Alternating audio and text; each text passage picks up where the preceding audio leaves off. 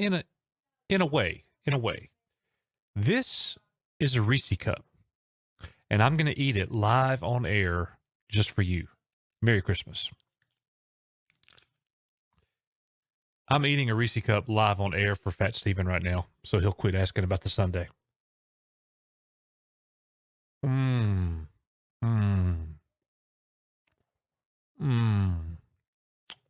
Fat Steven. It was the year of fire. The year of destruction.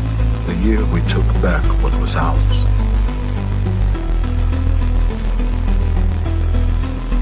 Welcome to Babylon 5. Zathras knew you would come. It was the year of rebirth. The year of great sadness.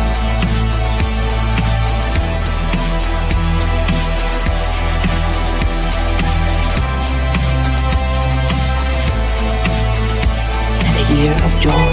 It was a new age.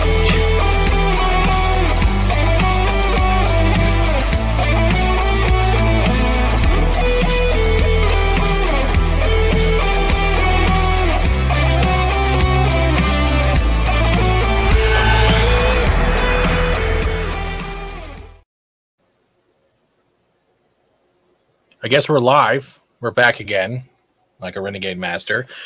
Back with more Babylon 5. It is definitely Monday. It is definitely snowing outside, and thank God I don't have to shovel shit. Other than that, we're on episode 5 and 6, 2 great episodes, and we almost have a full panel, minus Meebs, so we'll get here by the time the next Hanukkah lights a candle. Other than that, how is the chat doing? I see a whole bunch of people already waiting. Thank you for being here. Thank you for giving us your time. And with that, I'm going to start bringing up my panel. And the first, like always, I am going to bring up, well, not Monkey. He plays too much Fortnite. He bothers me. We have Keith, the Renegade Master himself from Pop Culture. Hi. Hi, Keith. Next up we have is our female representation, Kate. Hola. And gang signs for everybody. Peace out. Yeah, it was totally a gang sign. It was a Robert. It's from Iron Man 1 when the guy was doing the pictures. Oh, I don't remember. I haven't seen that since it was in theaters. So. Next up, we have the Adega, the Outlaw, and the Author. Peace. I thought that was a peace sign. Thank you. Appreciate that. It was. Your hair is quite disturbing up there, wannabe Batman wokeness. Hey. It's weird because it's a cartoony. I don't know. Did you make like a wig into a Canadian cartoon filter, or no? That's an actual wig. I just used the PNG file over top. Yeah. So it's. Did you make it cartoony, or it is cartoony? No, it was already like that. I haven't edited it at all. Wow. And now, of course, we have Monkey Jeebus, who never mutes his mic when he's being loud. How are you doing? Hey, fine.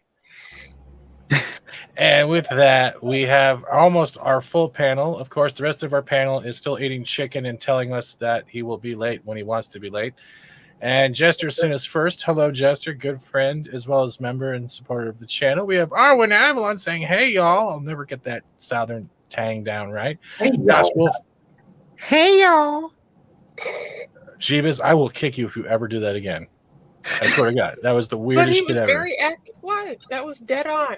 I know, but it's still creepy because it's Ed McMahon yelling at, hey, y'all. Well, I guess that's fair.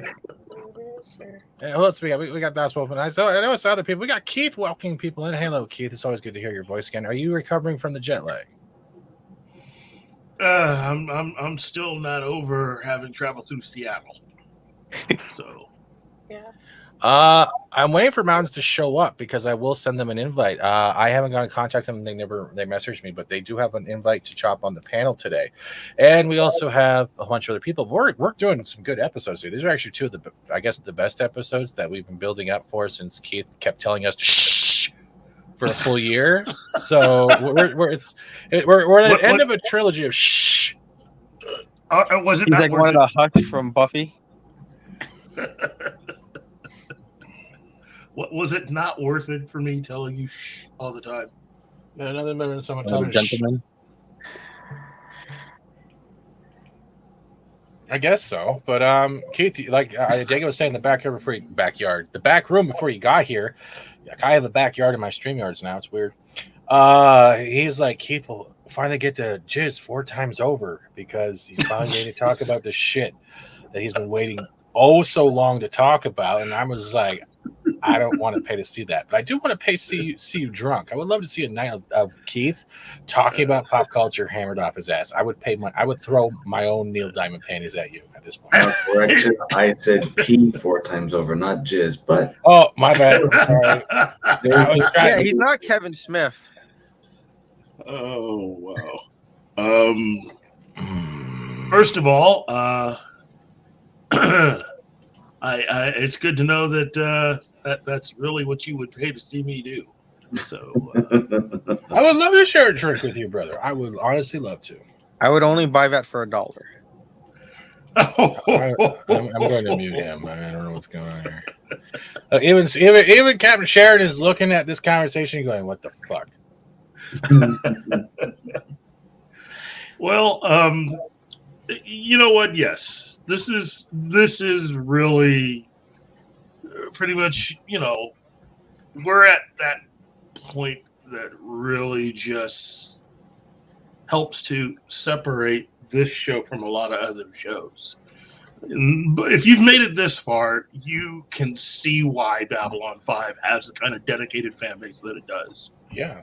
And it is a show that continues to reap the benefits of having built an incredible amount of story and invested time in creating a lot of these incredible characters. This episode in particular. Yeah.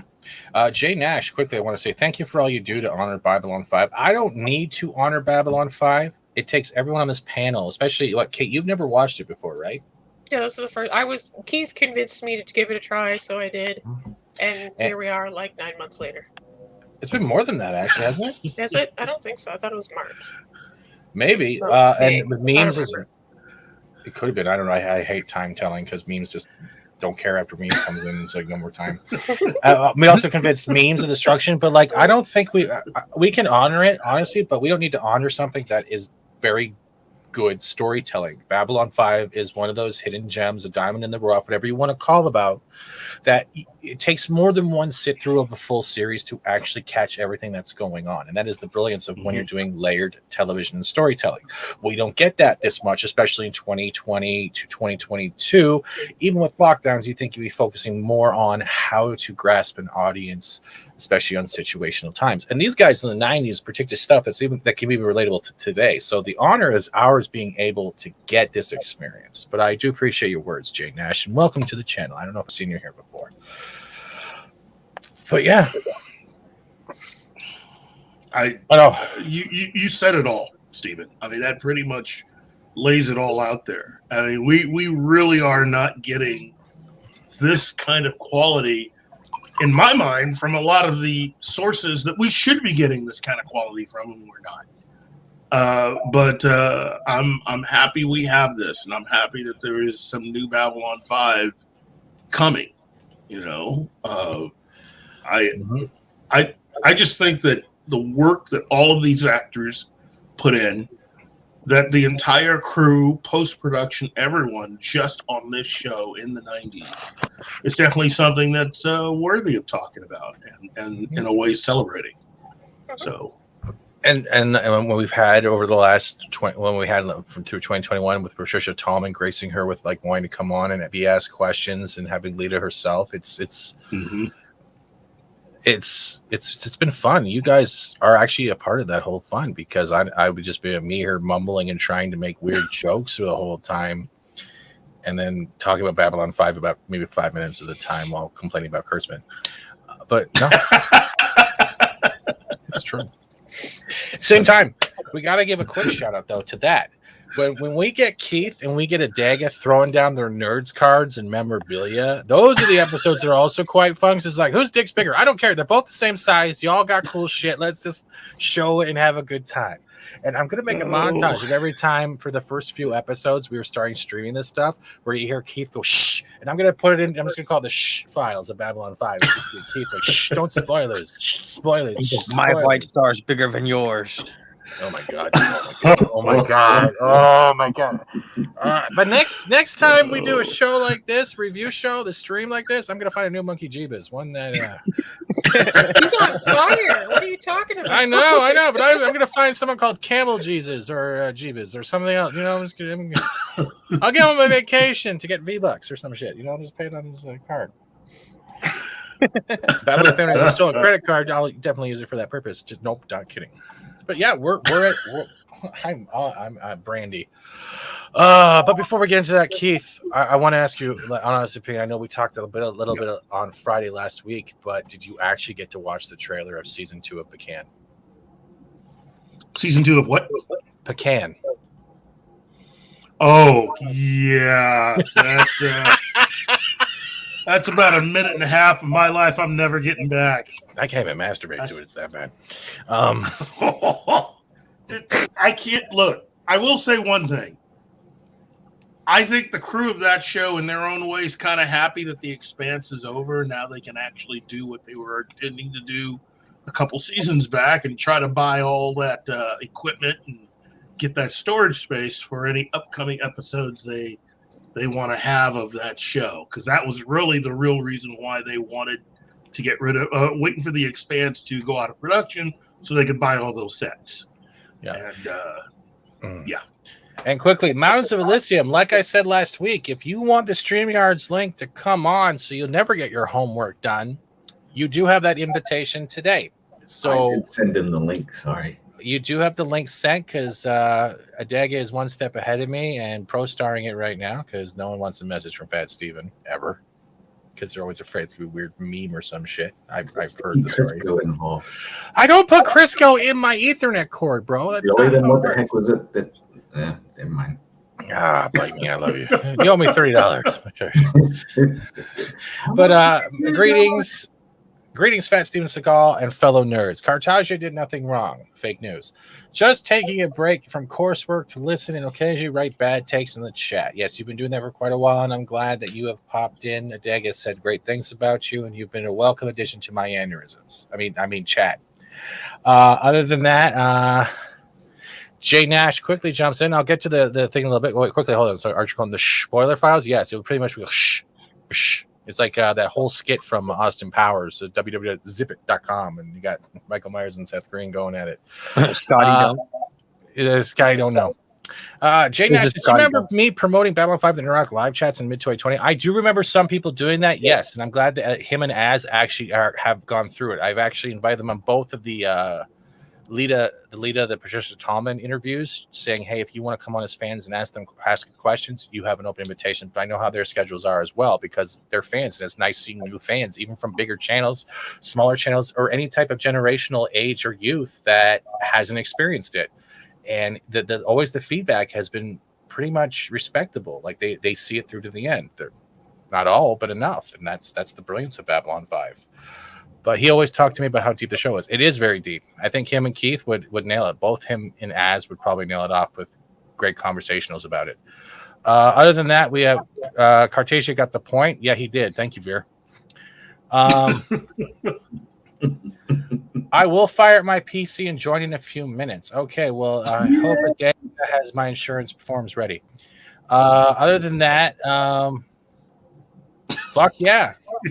We got great episodes today. We literally have The Long Night, which we've heard in some of the intros over the last few seasons, and Into the Fire, 5 and 6. That's the way it's been labeled in my like Dawkins. What?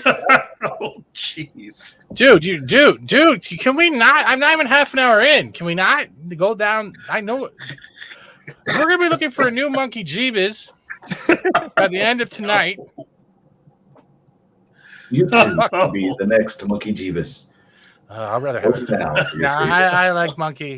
He's very well in his own place, and I honestly am glad he comes on. Except when my brain just fucking broke. I don't know what's going on. His snark's just on the next level today. So yeah. Well, thank you. Thank you. I'm going to screenshot this and send this to my mom saying, finally, someone respects me. We'll see a Christmas card. Meg says, waiting for FX6. Hello, everyone. We'll be working and lurking B5 heart. Yes, I do agree. Oh yeah, man. That's crazy because that actually, if we go back to that with nostalgia, remember the Monday that they dropped the news that they're going to be doing a remake or a reboot of CW? It was on the Monday of our show, and it just took over that whole episode. We were supposed to talk about two separate episodes, and it was literally people sharing their attachments, their feelings, and how Babylon 5 meant so much to them. And for me, it was kind of a shocker because I didn't realize how much Babylon 5 has the same kind of effect the way Star Wars or Star Trek or even like Wheel of Time books or a certain video game or movie franchise has on them growing up. And it was really nice to see. And as much as we joke around here, whip our memorabilia dicks out, first-time viewers, old-time viewers, I hope we do enough respect to Straczynski's work, the cast and crew, and I hope we are the same type of mentality when it comes to friends and joking around like that crew was, whether on the set or off the set. And that's the main thing right there.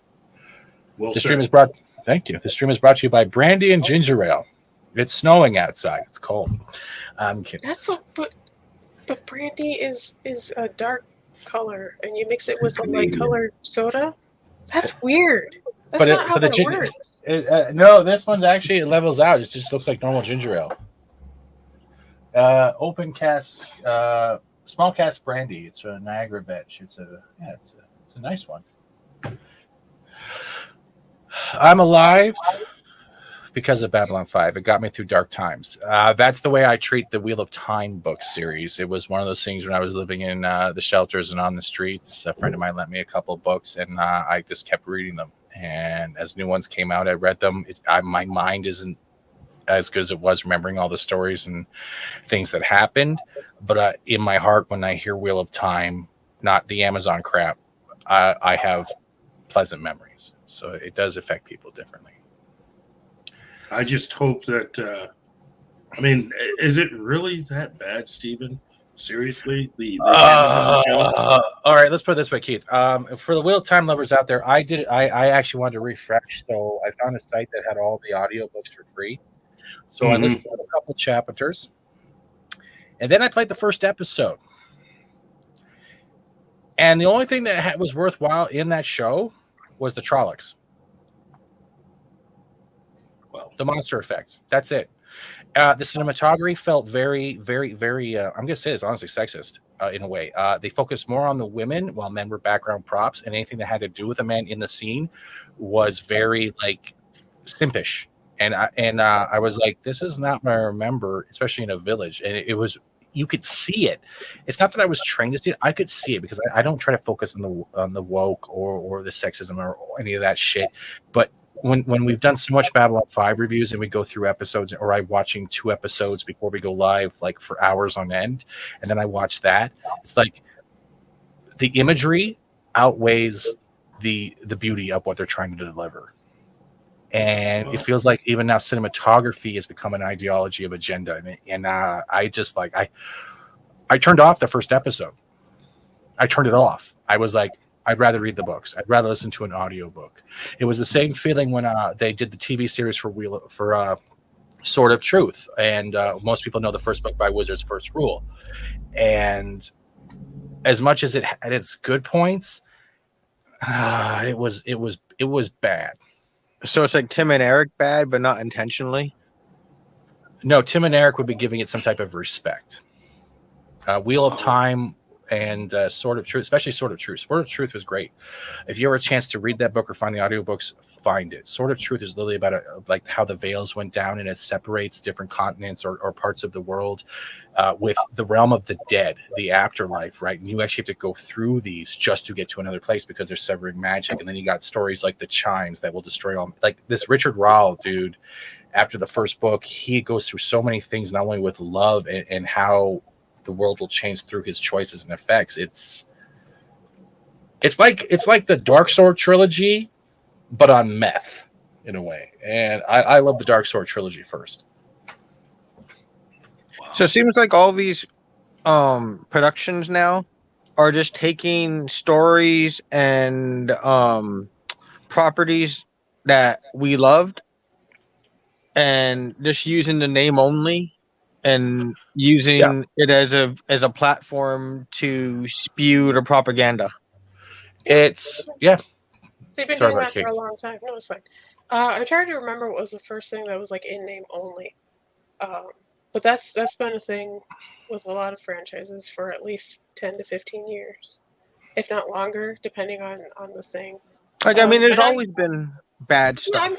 I know. I mean, you can take it with a grain of salt when, like, She's a Man, which is technically a gender bent version of a Shakespearean play, and like, okay, whatever, it's Shakespeare, so people are like, eh. But then things that are slightly newer, and it's not like it doesn't happen often. Like, what's it called? Well, it feels like it feels like the comics are mimicking like the eras that we went through in a way. How we were spoiled with the golden age of the Marvel movies, and now it is turned to shit. That happens with anything that lasts too long, though. Like a trend. It gains a following where it gets so big that everybody wants to work on it, but not everybody is qualified. Absolutely.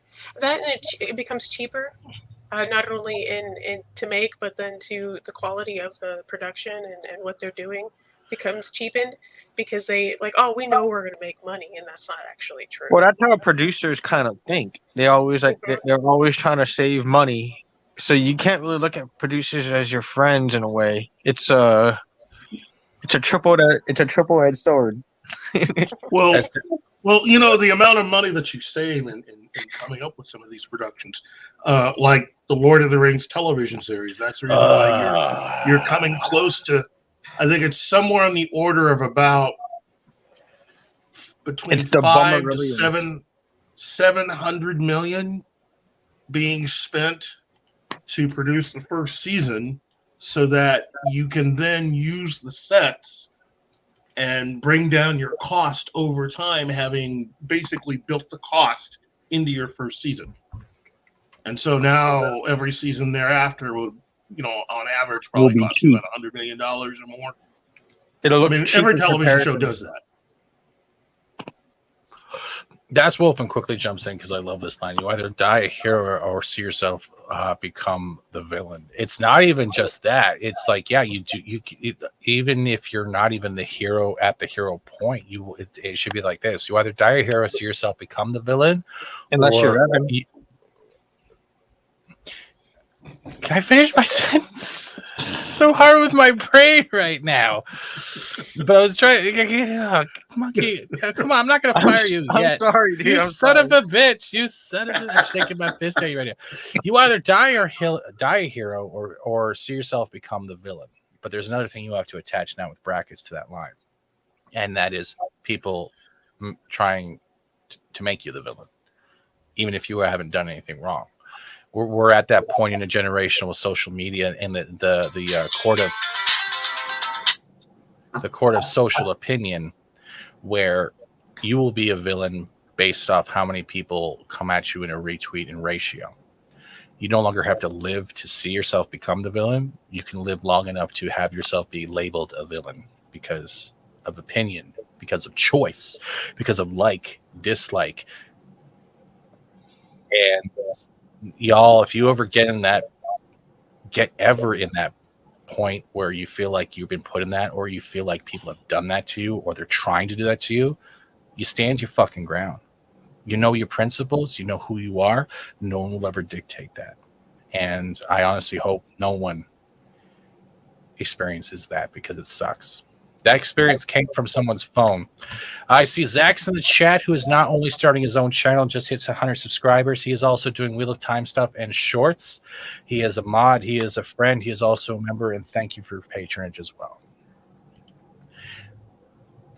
Mr. Morton asks what he wants. He wants not to be burnt by nuclear bombs ever again.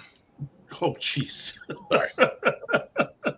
Go ahead, Keith. And I will say this. It's great having something like Babylon 5 out there to have introduced it to people, so that you get things like the upcoming Battlestar Galactica stuff that they have coming.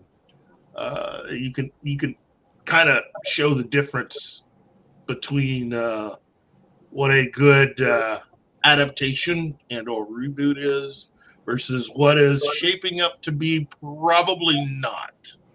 Well, I would say that Babylon 5 has an incredibly better premise than that one.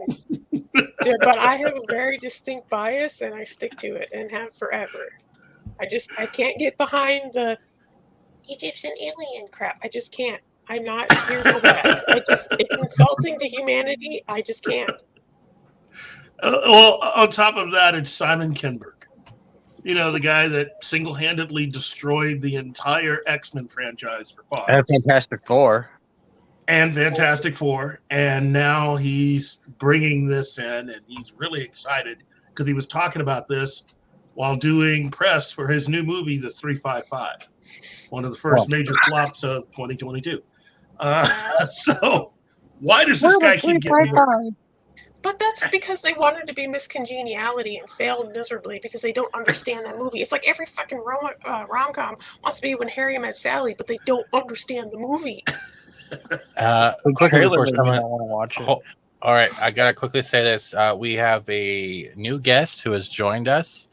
I have to quickly make a public service announcement. I am not responsible to any type of therapy, mocking, jokes, or any uncomfortability that happens on this channel. You've been watching us long enough. So fucking deal with it. Welcome from the live Crisco Core Army. Here we go. Mountains of Elysium. How you doing? Hey, bud. Hey, greetings. Thank you. And thanks for having me on. That's cool. Thanks for being here. I'll have a great day. We're done. No, just kidding.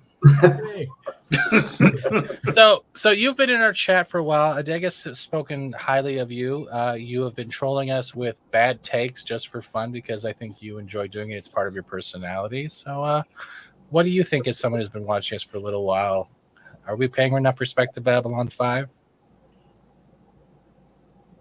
Certainly, yes. I mean, I love the show. It's been my favorite show since I saw it back in college in the mid-90s. So, and it's like being part of a family. When you're listening to this, when I listen to other Babylon 5 shows, whenever you're on it, it just seems to be like a family. It doesn't matter where you are. And that's what I get here, what I get in other shows. And I think it's part of what the show brings to people. It takes diversity in true sense. There's like Babylon 5 fans everywhere. Why I feel part of it. That's cool. So you've been a fan since it first premiered, and it's helped you through a lot of different times. So that's cool, man. Well, welcome to the panel. It's an honor to have you. Yeah. Mm-hmm. It's an honor to be here. All right. Well, thank you. But ladies and gentlemen, that is Mountains of Elysium we have here today. So, well, is there anything you want to share or talk about Babylon 5? Is there anything you want to contribute before I start talking about the episode? Because we've been going kind of weird all over the place. But if you want to share anything wasn't trying to put you on the spot. Sorry. No, not at all. Like I mentioned, it's got me through some dark times. Some of the episodes, Gropos, my father was dying a couple of years later, and that conversation, speak to your dad, he may not be coming back. I had that conversation, and I've had no regret since. So, that is Babylon. Things helped me through things and made me laugh. JMS's bad humor is my bad humor, and I don't know, does that say bad things about me or good things about the show? That's awesome. Well, you're welcome here anytime. If you would like to change your name to Monkey Ajibis, we can replace you for every week if you feel.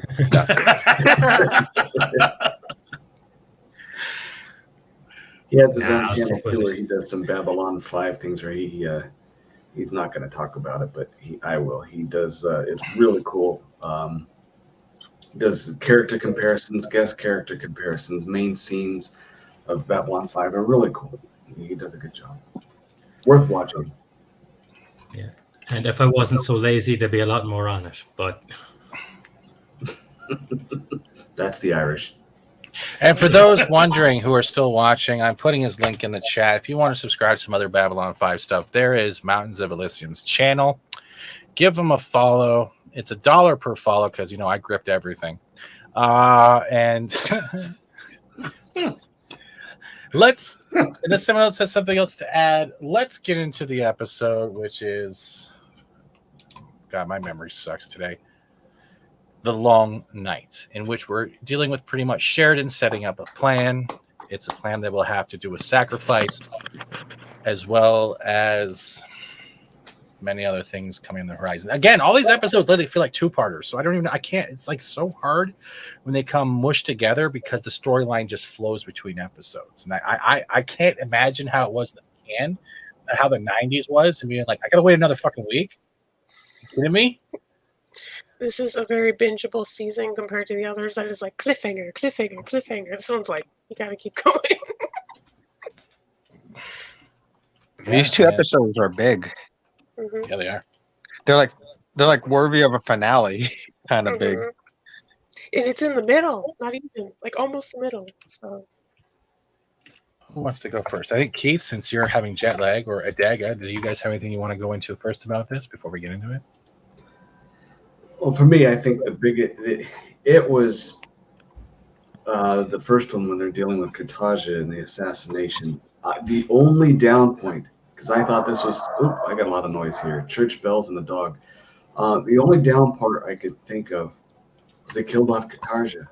As crazy and as evil as he was, I liked seeing that character play out. Mm-hmm. Yeah. Well, what would you want the ending to be with him then if you didn't feel it played out? Because I think it did. I like how they outmaneuvered it. No, I agree, but it just, should have been introduced sooner, perhaps. The character, as evil as he it was. is a fun one. Yep. I think it could have went on past the war. Yeah, like if they did killed him off after they killed off Morden and like had him be extra paranoid because of it, that could have been interesting. Or have him be off in exile. Yeah, true. to his exploded island. Or the Narn put him in some cellar and they whip him up to 39 lashes every month. Oh yeah. Yeah, but that would have left open something that would have been hard to deal with later on. Cartage is the kind of he's the kind of person that you can't keep down for long. And given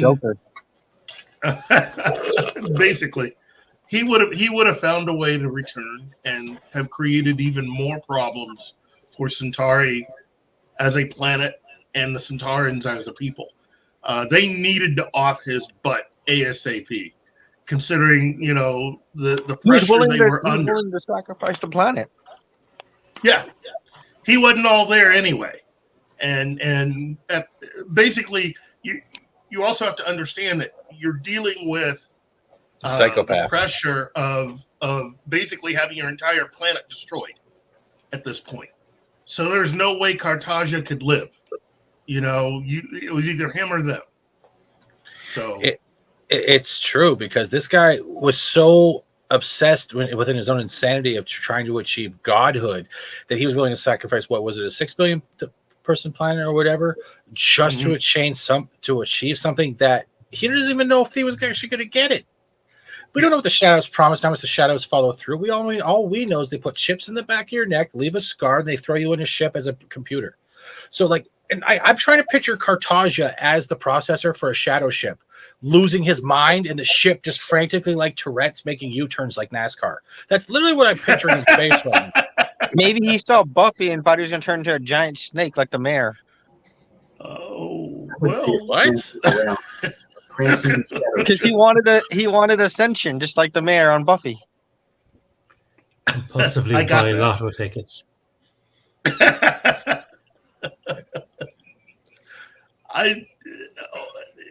In the end, I think while it didn't exactly go to plan, Cartagia had to go.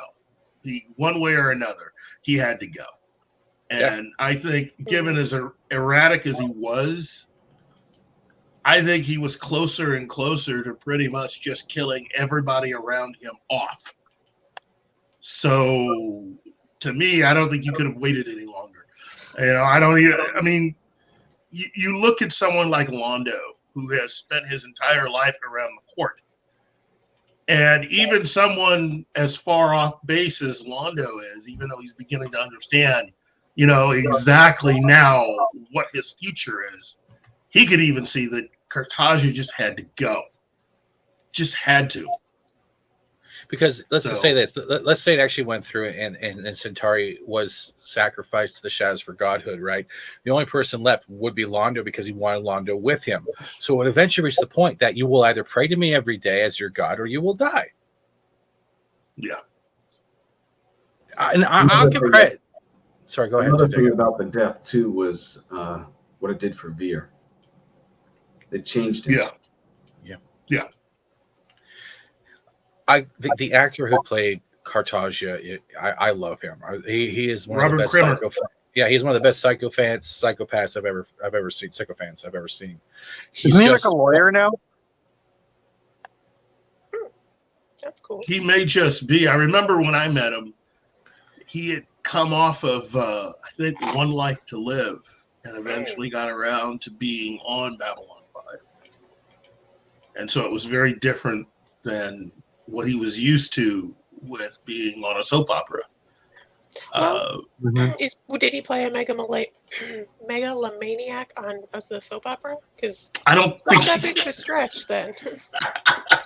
It's like, I mean, all I've seen was like the first time I watched they introduced this character, because it wasn't a slow burn. He's just like crazy, and it's like, oh, David Hayward, awesome. Soap opera is cheap stuff, and then they cut it up for editing, and then it lasts forever. Yep. I got to meet him at a con, same time as Keith, says Das Wolfen. Nice. Cool. Hello, Aiken. Thank you for being a member. Hi there. Hope you're doing well. Nice to see you there. You got to love those hairstyles. Yes, if they inspired the Swiffer. Oh, jeez. Style of Swiffer, though, like the 360 Swiffer? Pretty much, yeah. I think they inspired the alien guy from Ancient Aliens. Oh, jeez, yeah. Yep. Poor guy. That guy's always like surrounded by women at conventions. Because he's a meme. His one little bit turned into one of the most successful memes ever. Aliens. Like, if you're not familiar with Assholes Live Forever, it's like $1 million company that makes memes and lives off of memes. Are you saying that I will live forever as an asshole? I can't wait. Yeah, it's a play on Tom Petty's Only the Good Die Young. Yeah, but Assholes Live Forever. It's that kind of. It's like a, I don't know, biker-ish, dark humor, that vein of people, my people. Oh, dude, I gotta make a t-shirt now. Assholes live forever, and just put my avatar on it. Careful, because they will sue you. You gotta be careful. So basically, you gotta be crazy to attract the ladies sometimes. Well, if there's literally a scale for women, the crazy to hot scale, there's got to be a crazy to like ab scale for men. It's the same thing for dudes. It is.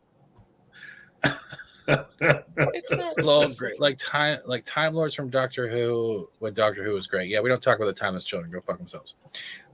That's the other thing that bothers me. I keep hearing rumors that Tennant might be coming back. That's so weird. Does that mean that they'll scrub everyone after him? I don't understand that. I don't even know how to regenerate himself. I don't want to go. What I'm hearing is it's basically a play off of what the 50th anniversary put before us. Basically hearing that eventually the Doctor was eventually going to work himself around to revisiting some of his old faces. So they were trying really hard to scrub it without scrubbing it? Kind of, sort of. I mean, if you remember the towards the end of the 50th anniversary episode, just after David Tennant left, you were left with Matt Smith's Doctor. Was that the Three Doctors? And he was special? Say what? Was that the Three Doctors special when they had the War Doctor brought in? Yes, and he was in front of the time locked painting, and that's when the director Tom Baker told him that there would come a point when he would revisit some old faces.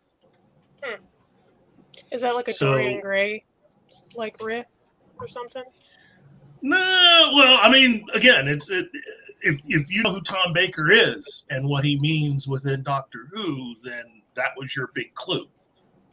He's the one Tom with the Baker's scarf and the creepy smile. Yeah, Tom Baker, the old guy, was the Fourth Doctor.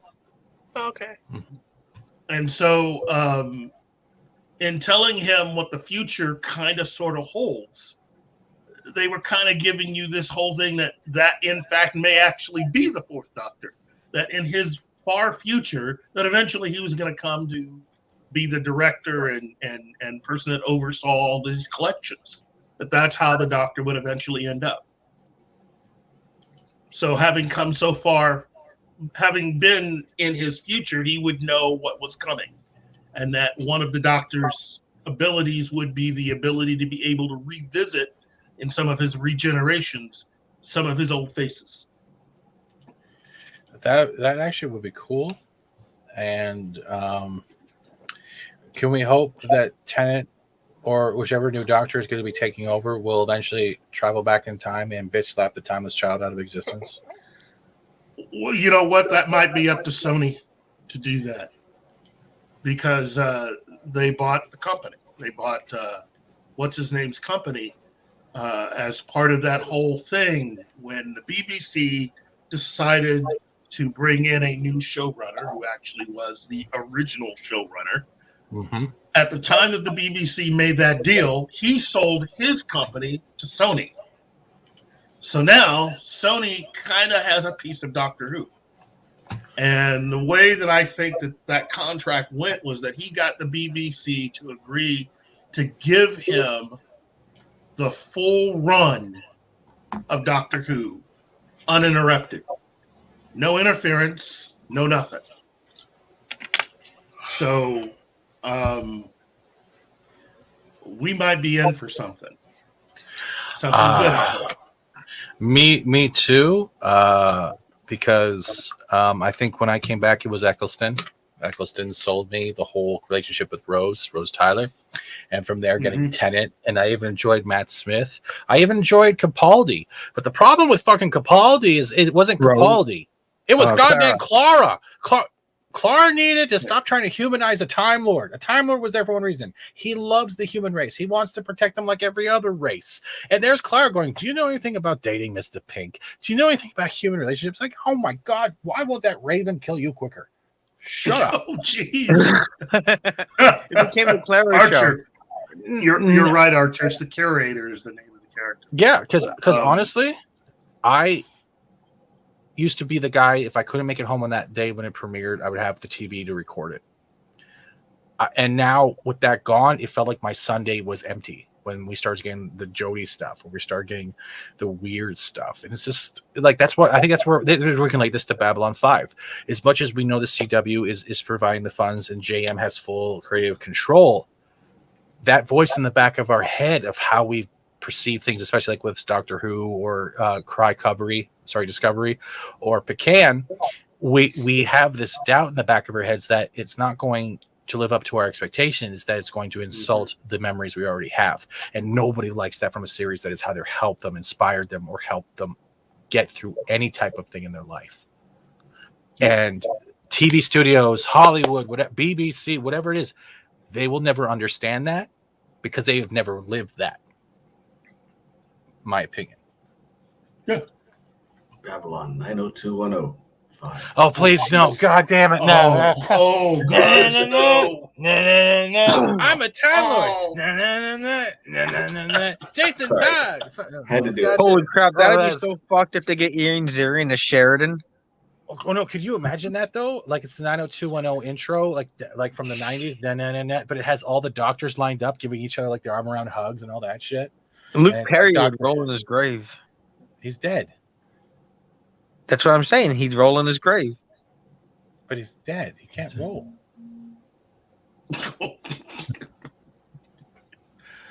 Anyway, about this episode. This guy probably could do it. All right. okay, so right now we got a plan going on in Centauri Prime. Pretty much, they need the shadows off the goddamn world. Cartagia needs to be wiped out. Sheridan is trying to set up both the Vorlons and the Shadows because they're not attacking each other directly, and it comes at a cost. And we know this means sacrificing a captain of a White Star and a bunch of other White Stars because they're trying to set up this trap. And we've gone through almost every franchise today. This is kind of funny. We just need Star Wars, and we're done. But yeah. Does anyone want to take over right now? No, because I don't want to be the one to be blamed for Star Wars. No, come on. Don't be talking about Star Wars. Look, good plot. I got to say that overall, this is one of those episodes that really caught me. You know, I remember when I first saw it. You know, this is one of those episodes that you watched it, you just realized that nobody was really going to get out of this clean. This is not going to be a Star Trek episode where you just sort of cook something up, do something, and everybody walks away friends. This is going to get devastating. And the whole thing with Erickson was the conversation Sheridan had with Erickson was a really, really good Bryan Cranston. Yeah. Pre X-Files, Bryan Cranston. Pre Malcolm in the Middle. Yeah, pre Malcolm in the Middle too. Yeah. So he's very put together compared to like what I know him as, which is Malcolm in the Middle and then Breaking Bad. So it's like, wow, he's a great actor. What the fuck happened? Well, the reason why I said X-Files is it is because of X-Files that he eventually got Breaking Bad. Oh, that's cool. Just that one. That's exactly how that happened. The person who wrote that particular episode just happens to be the guy that eventually created Breaking Bad, and he remembered Brian from that episode of the X-Files. That's cool. And brought him in. That's sick. But to get back to this, I wonder really, if he told really the good Vorlons episode. that he's Heisenberg. Oh, jeez. Anyway, that whole plan that Sheridan comes up with is kind of a play off of the Operation Mincemeat from World War II. Yeah. He's very Winston Churchill-esque in his deliberations. Also brilliant because you're actually seeing all the people that literally, like the whole Centauri thing is built off like struggle for power, getting on top, who cares who you kill. And these guys are finally at the point now, like this guy has to go. And they're willing to put aside all their differences, all whatever the schemes they have, because it's not just the power struggle anymore. It's the fact that they have to deal with numerous upon millions or even billions lives at stake because of what Cartagia has made deals with. And Morden, even though still being on that planet too, adds to that effect of wiped out effect. Mm-hmm. Well, the Vorlons taking out planets or anyone that has anything to do with the shadows. That's the reason why I'm look, had I been the person in charge of Babylon 5, I would have put a timer on this to let people understand. I mean, the countdown here, kids, you know, that's the reason why this whole, you know, maybe we could let him live. That wasn't going to work. That was not going to work at all. He had to go. Yeah. Like Keith's countdown ticker. Well, it's like pre-24. Come on. Yes. Way pre-24. I mean, you know, Londo being his own version of Jack Bauer. Yeah. So that'd be kind of cool having a season of Babylon 5 hour by hour. That would be funny. They have one that's kind of like that, but not like super specific. No, that Halloween one. With the I need to buy this chunk of spaceship. Yeah. That's kind of like that. Kind of, yeah, not really. Yeah, that's season 5. Yep, they had the day. Okay. The only way I'll do something, book up Boba Fett if there's a super chat, because I made a video specifically for it, and only Jeebus and Art and Adega have seen it. That's how I'm grifting tonight. Don't even spoil it. But Odin's Cat, how did I end up here? You click the mouse button. Londo, my lord, yes. This is and I have to go back to last week as well, because the 4 episodes in general, this is the precipice or the turning point of Londo's. I'm going to say humanity at this point, where he starts to change or evolve on an internal level of his choices, of his selfishness, and through this episode and maybe even the next, you start seeing that he's still a selfish prick, but he's a selfish prick for his people. The same way sorry, good. He's able to see now, kind of like Jakar. Both of them are able to see where their place is now. They have a better understanding of who they are as people, and it's a hard truth for both of them.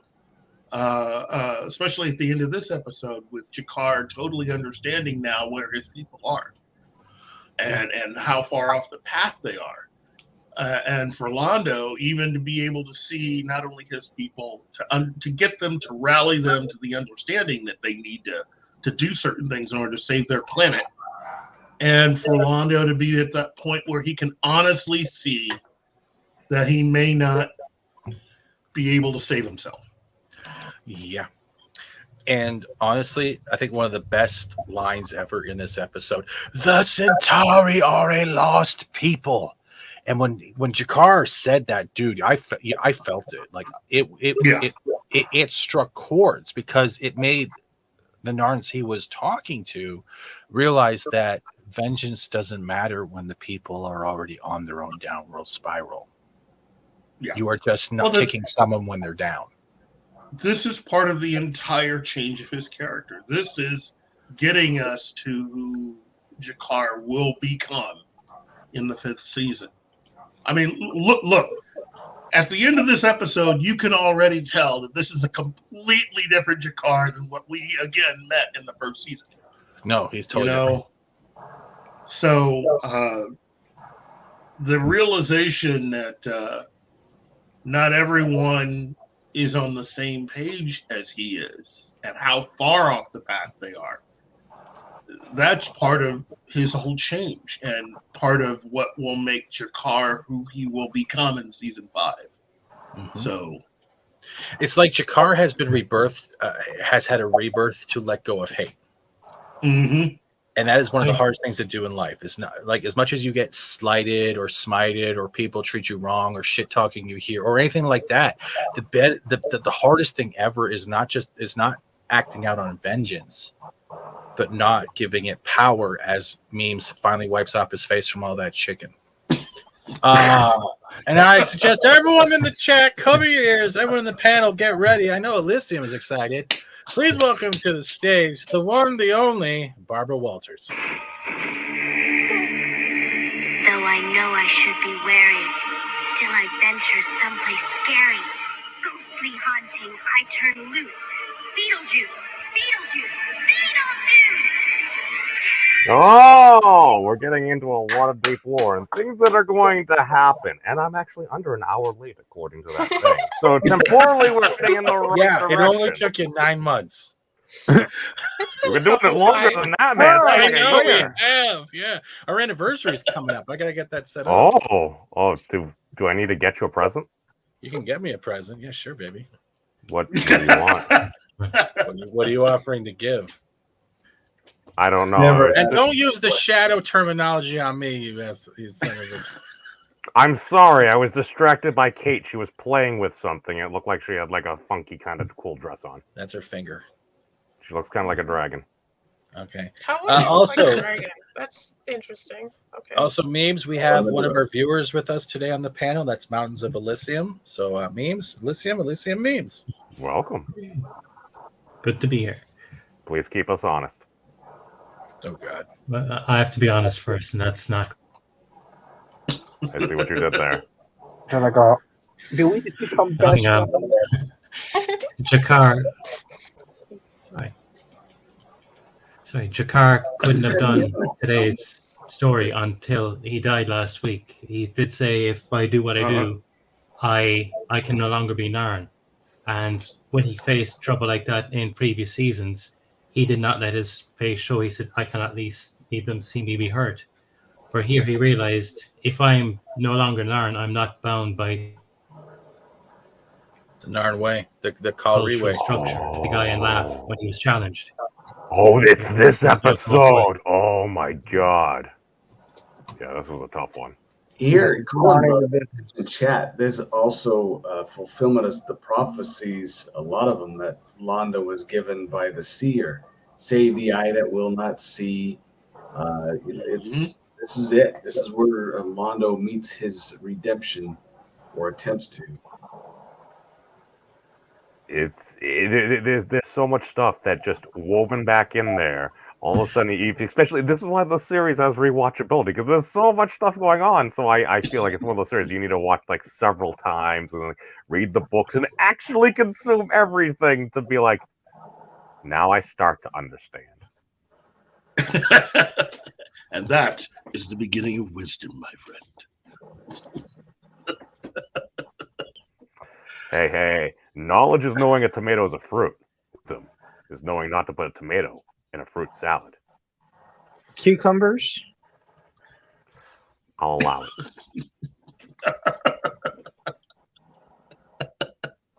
This is a good episode. This is a really, really good episode. And this is one of the reasons I had to lower my score from last week. Sorry. Oh, that's all right. Well, this keep lowering your scores for future episodes, where I base mine not on individual episodes within the series, but as compared to other series. So if there's 3 10s in a row, I don't have a problem with that. The problem is I watched this like a couple of months ago now, and I didn't just rewatch like I probably should. So I'm trying to account for my own laziness. I apologize. Well, continue, Keith. I was just going to say, I think for me, it was the end of the episode, the Tennyson poem, which for those of us that have been following the show know exactly where that came from and who left it on his desk. Yep. Claire is a big fan of Tennyson. Mm-hmm. This entire episode is just fantastic. Mm-hmm. Okay. Yes, it is. And before I forget, Jester of Sin up, he resubscribed his membership. I want to say thank you. And with that, I get to use the new super chat. So here you go. Yes.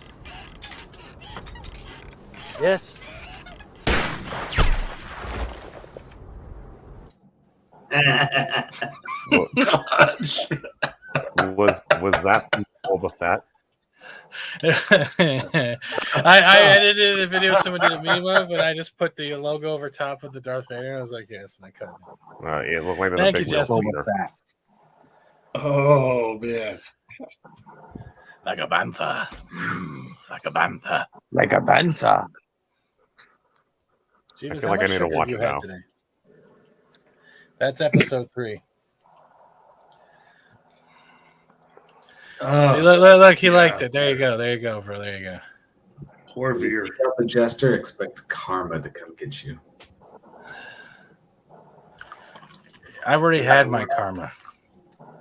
We're beginning to see. Yeah. I was just gonna say, like, is it just me, or what's that song? It's like, I could kill a man. Not saying that's a good thing. Violence is wrong. Hello, Pod Racing. Nice to see you here. Thank you for being a member as well.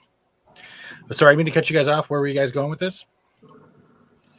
Well, I was just going to say, this episode, you're able to at least see a lot of the long-term effects on certain characters changes. We've been talking about Jakar and Londo, but there's also Vir.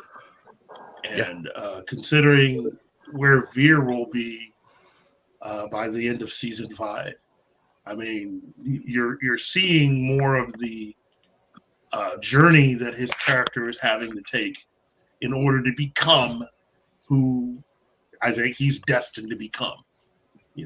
So.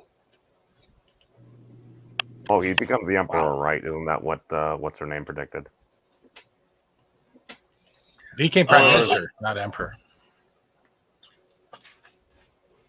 Spoilers. We're spoiling each episode, memes. Hi. No, you're spoiling something for me. I'm not done yet. You said, "Oh, this episode." Anyone can clip it right now, and he will literally say, "Oh, it's this episode." Last season, the former Emperor's widow and stuff. She happened to have like precog powers and stuff. She's like, "You will be Emperor, and so will you." Yeah, you're talking about. Like, I guess it was like this. The truth seer. Is that the right word? The truth seer, the seer. Yeah, I don't know the psychic queen.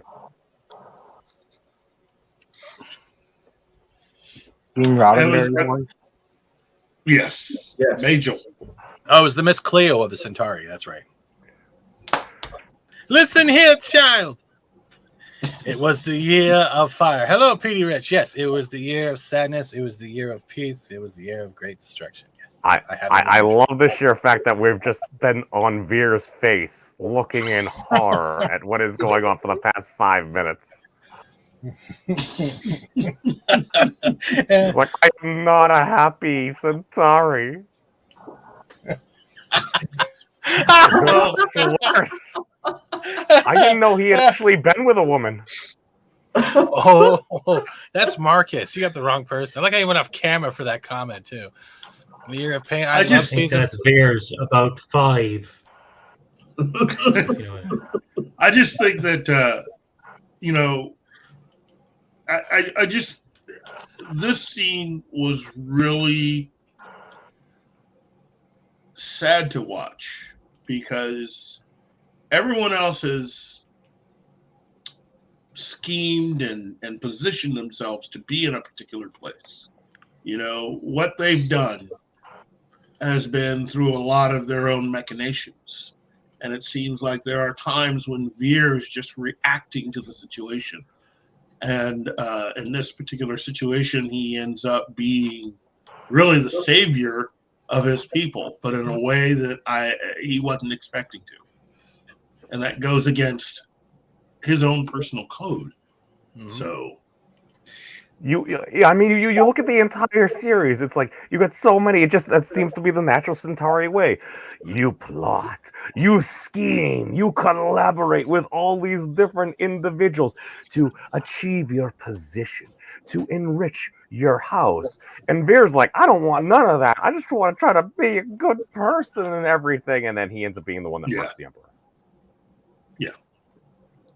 Albeit by accident. It wasn't like he. Yeah. It's Mumberry.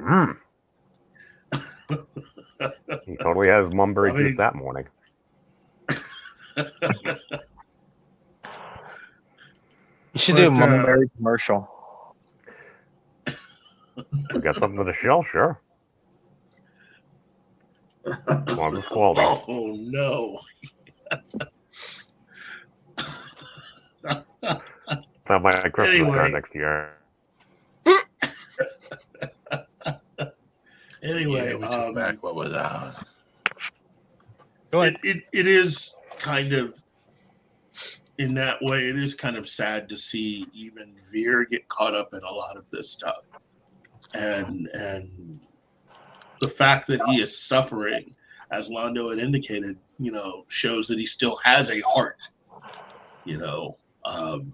Two hearts. Two hearts. Not just that. So, what he says. Yeah, when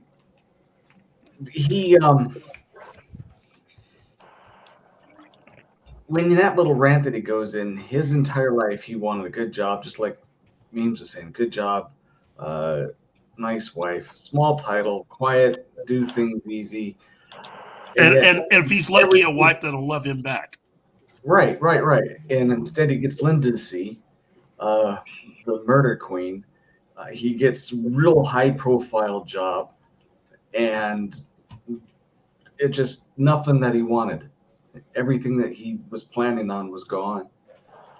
Exactly where he didn't want to be. Yeah.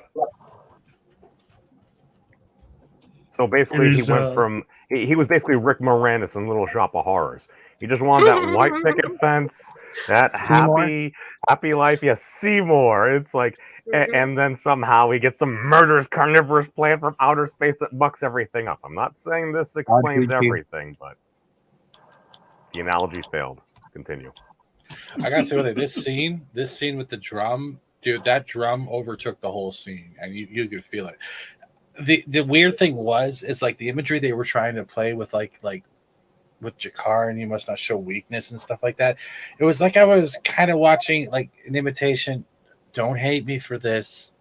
Passion of the Christ in a way, and I feel like I know the imagery they were trying to go with this is not that Jakar was considered a deity or a godly figure or the son of whatever Narn god there is, but Jakar was trying to show that strength is not kneeling to what is happening. It is not giving in to your sorrow. It means that even through death, you must stand tall based off your principle, especially as a Kari.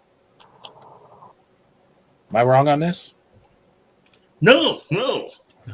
You know, you thought of that. I must be a very warped individual because I kept thinking of the whole Cersei Lannister naked walk shame thing.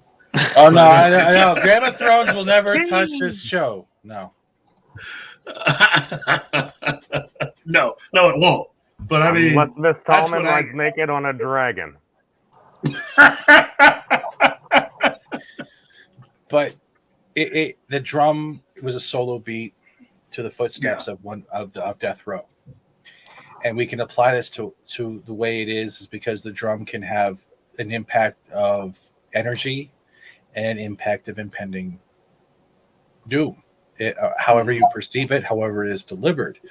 And the red and black used within these scenes kind of gives you that, because when we associate red and black, this is my opinion, it is of spilt blood and then to darkness. There's a lot of old movies where they would have people going to the gallows, especially the westerns, where they would have that slow drum going too. Now, whether or not they took that from anything that was historical,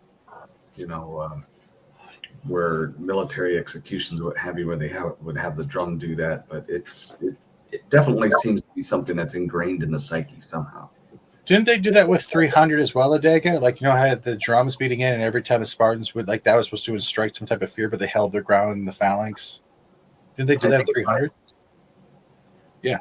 Well, they had the elephants and everything. They were trying to intimidate, but they basically held tight. Well, at that part, they were just going full on, like, he's Spartan and stuff on them, but... Yeah. Well... It's just a very primal thing, drums. Because we're like...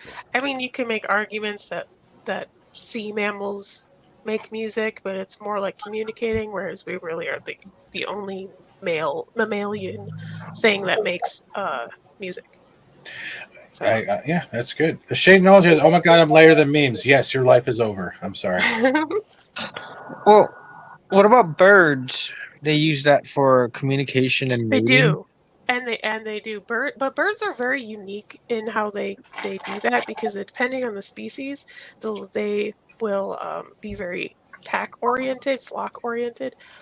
But in general, they're also all monogamous. So that has like a big significance picking the right mate. And then crickets do the cricketing, crickets noise.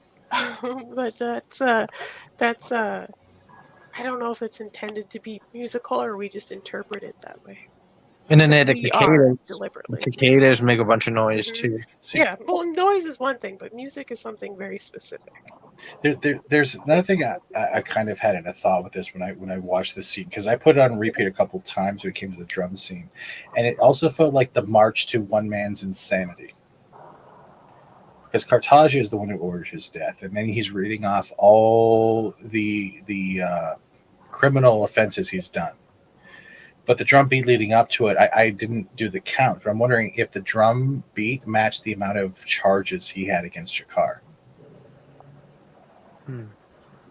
But I did call this the drumbeat to one man's insanity because he wants godhood, but at the same time it shows the strength of the soul through Narn and Jakar. Well, I don't know if the Narn have a soul or if they believe in the soul. I never picked up on that or I've forgotten about it, but they must have their own interpretation over time because it does have a religious factor, especially in this scene.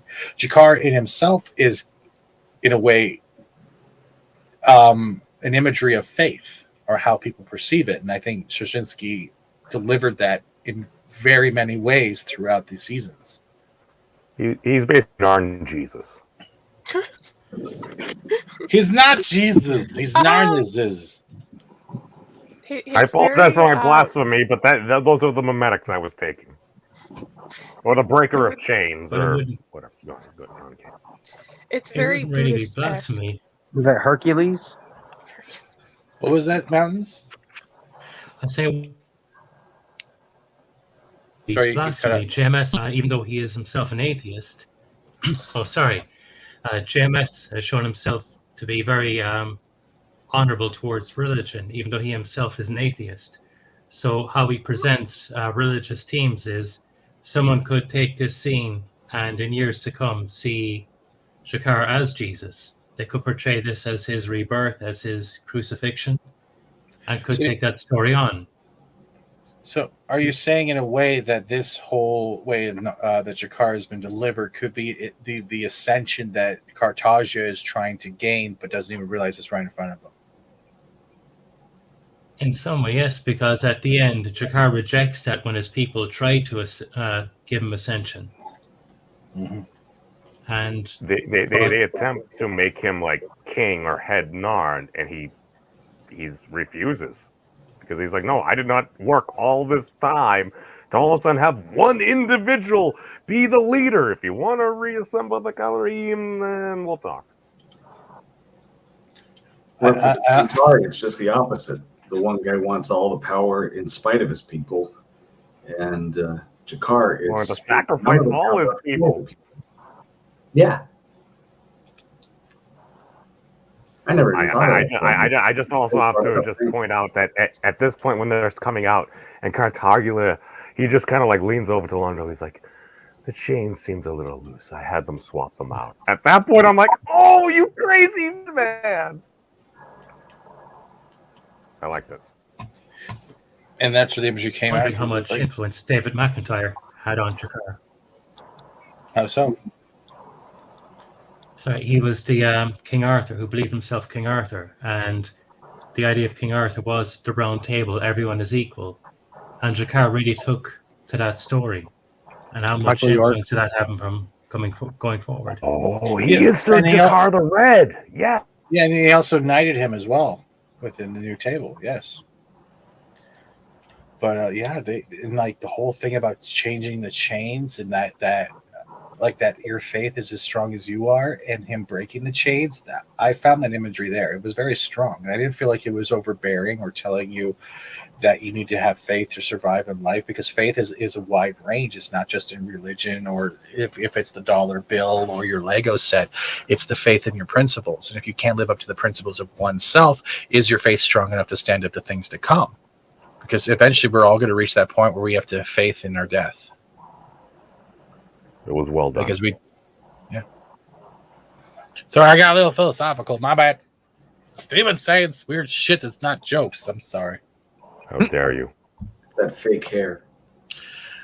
Is it really bothering you people? Jesus Christ. Is this bothering you? I'm just surprised it's not actual cartoon that you put over an actual person. That's funny. Your hair looks tasty. Yes. Not licorice, you god damn it. It's not a pull and peel. No, it's a Twizzler. Yes. That's what pull and peel is. It's a Twizzlers does pull and peel. It's not pull and peel hair memes. I don't even want to meet you in public wearing. By the way, eating hair is not a nice thing. I dislike it. It's been a while since I had long hair. Do you eat your hair at night, memes? Is that what happens? You're muted. You're muted. You're muted, bro. You're muted. Oh, how dare I? How dare I eat my hair? I mean, now I'm not saying, hey, my hair is not as long as Kate's, But all I know is when Yeah. I'm eating stuff and things, it's like it seems to go everywhere. I need like a ninja headband. Bring back headbands. Yeah. I frequently have my hair tied up, or headband in this case, so that's why. It's not a big deal. You're welcome to talk anytime you want to, Melissa, if your internet is cutting through. So just let us know if you need to get the word. And Archer Collin, is that as? No, this is Fat Steven Scale with 2 Canadian. Drinker was so mean and mocked my fatness and movies. Ah, shut up, you fat fuck. Man of War 665. Neighbor of the Beast.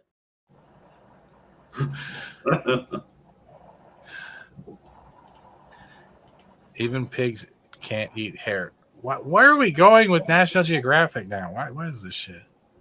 You brought it up. You brought up eating hair. I'm projecting. What are you, Twitter? Oh, He's got hello the there. munchies. Have you had your mumberry juice today? That's memes. Brought to you by Master Grifter. Fuck off. Master Grip. God damn, I can't get it. Anyone else want to add something to this? Because we still got one more episode, and I don't want to. You need to scoot. Okay, Daggett, do you need to go now? Yeah, I really should. But I'm going to leave a score for whatever reason, and Mountains can take over because I know his philosophy. And granted, his internet isn't working very well, but he knows his stuff. So I give this a 10 out of 10, and I'll leave it to you folks. What about the next episode? Next episode is a 9.5. 2 reasons. Right. One of them is at the end, Vir and Wando hug each other, and knowing the anatomy from the statues of a Centauri, it looks like they're smacking each other in the nuts. But anyway, I'll let you go with that. Okay, we're going to follow up on that next week. Thank you, Daggett, for always being here. Peace out, Daggett. See, I thought those were their penises. Oh, I'm demonetized. That's great. Thank you. I'm unfamiliar with the technicalities of Centauri genitals. So, wow. Picard's getting ready to be executed. Everyone keep that awkward silence while Memes just realized he said Centauri genitals. This is a moment of silence for this. I know what I said. And there's Pop Culture Minefield. Hey, Gary, how you doing? Nice to see you there. Wow. Yeah. Yes, wow. Yeah, these are my friends, Ma. Oh, wait, my mom doesn't watch shit. Okay. You act like this is the worst place we've been.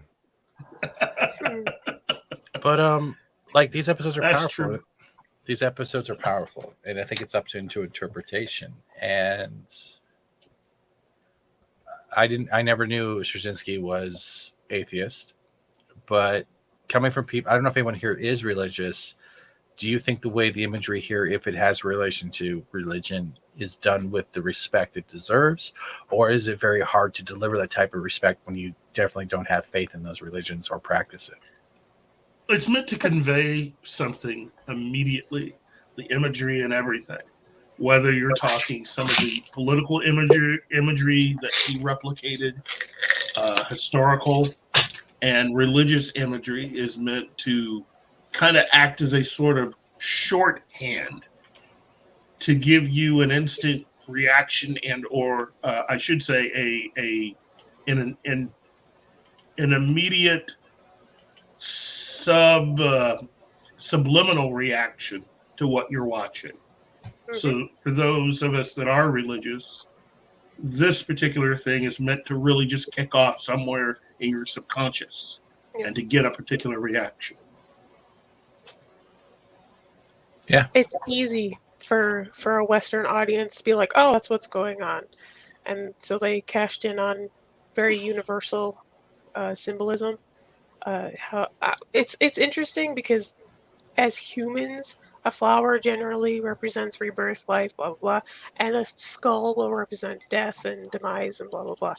But colors, like you were mentioning earlier, colors are different. That is very uniquely cultural.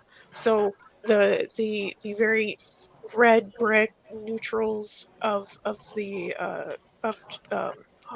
Narn versus the gold and white crispness of Centauri is interesting because they're showing that they're different, the drastic differences between them.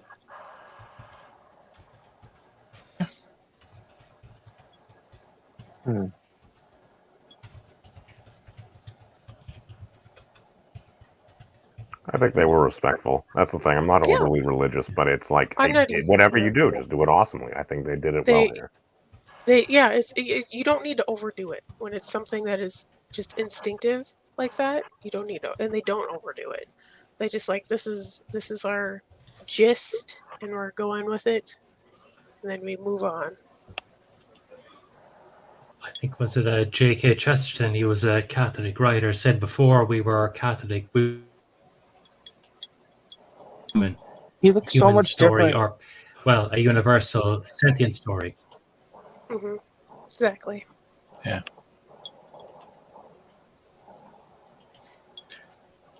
I don't know where this conversation is going, like a fart, silent but deadly, but okay. Please Good luck with that. Maybe. And that's the whole thing, though. Vir stabbing him wasn't on purpose; it was accident. He just picked it up, and Katarsia walked into it. But like even then and there, like as we see later on in this episode, he is haunted by that action. He can only see his face, but he doesn't. I don't think Vir's ever realized that. Like taking in the words, yes, Cartagia is mad, Cartagia is insane, but he's never actually accepted the fact that lunacy and how much the value of life when it comes to that type of lunacy, especially from Cartagia and the whole wanting to sacrifice not only the whole world but all its people for a thing called a title called godhood. Yet you'll have no one to pray to you. I don't classify it as murder. This is definitely falls under the accident thing, but because of Vir's soul, the way he is, he tortures himself more than I believe he should have. Yeah, it's interesting how they set it up as a self-defense. Like Katarsia took a swing at him, and then he just happened to swing back more successfully. If he would have still felt bad. Yeah. Oh, he drank the kind of himself. guy he is. Mm-hmm. Yeah. He is a kind-hearted person that is learning the reality of the world that he's in. And he is reacting to that. And some of it really means changing or killing off that part of yourself that you value most in order to move forward. Do Centauri live longer than humans? Oh, that's a good question. Do they ever say? That is a good question. Because I say how long Minbari live, but not anyone else, maybe? Yeah, I couldn't tell you. Yeah, unless somebody has... I generally assume it's within some factor of kind of humanish. Mm-hmm. It's like, So where's it? this time, like 100 Too bad Vega left. Yeah, you probably would have known. I assume it is something kind of like human, because like the Book of Jaquan was written like 1,000 years ago, and again, maybe I'm just pulling this out of my butt, but I want to say Jakar at one point was like, this was like 10 generations ago, so that's like about 100 years each. I should tweet JMS if I can't find it. Can we not torture him before he agrees to come on the show? That's my main goal right now. That's not torture. That's a legitimate question. I'm just saying in general as a joke. Okay, I'm joking. Let's ask the forums first. Yeah, I get it. know. I get it, Kate. Yeah, I know. I was just being a dick. Except the multiple Why are you guys always thinking about their genitals? What is this shit? I don't get it. We're always going back the to stage, dude. It doubles the chances. And then Dega doubled down by like. It wasn't Vega's fault. 16 times the penis. I exacerbated it. See, maybe they do it so much they have a second one to give everyone a break. See, Disney could never match the acting and storytelling like Sally. That's because they're only pandering to the 1%. This is the thing that bothers me with Disney. This is the thing that bothers me with Lucasfilms, whether it's Kathleen Kennedy or whoever else will be in charge in the future. George left them scripts. There is enough EU books, comic books, stories, creators out there that gave them enough content to not only broaden the imagination of the youth they're trying to direct this at, but maintain the old-based fans to realize that their universe is bigger in that galaxy far, far away. And they chose to ignore it because whatever is going on in that company ideology, agenda, and half-assed fucking cinematography. They have lost their way of what was once called the magical world of Disney. There is no magic left because they put too much fucking reality in their shit.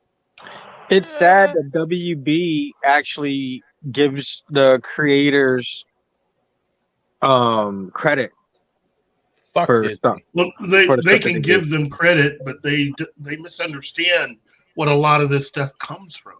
That's the reason why Warner Brothers is also going through its own period. Look, ironically, both Disney and Warner Brothers are going through a particular period right now where there has to be a major realignment of how they do business, because a lot of your creatives were either given a lot of rope or let completely off the leash.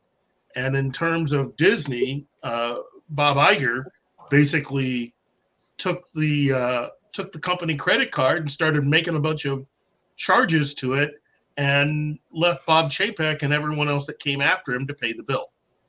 In terms of Warner Brothers, what you have are a bunch of people who have literally decided that it is more important for how you feel about something to be made your primary area of concern, rather than creating something that allows your company to make money.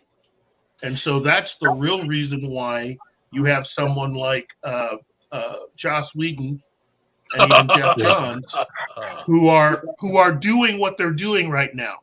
They're not doing it because they've suddenly decided to crawl out of their holes. They're doing it because we've entered a period here of great change. And there's about to be a lot of high-level executives that are about to lose their jobs. So this is your time, if you're someone who has been frozen out of all of this, to just remind everybody, hey, I'm here.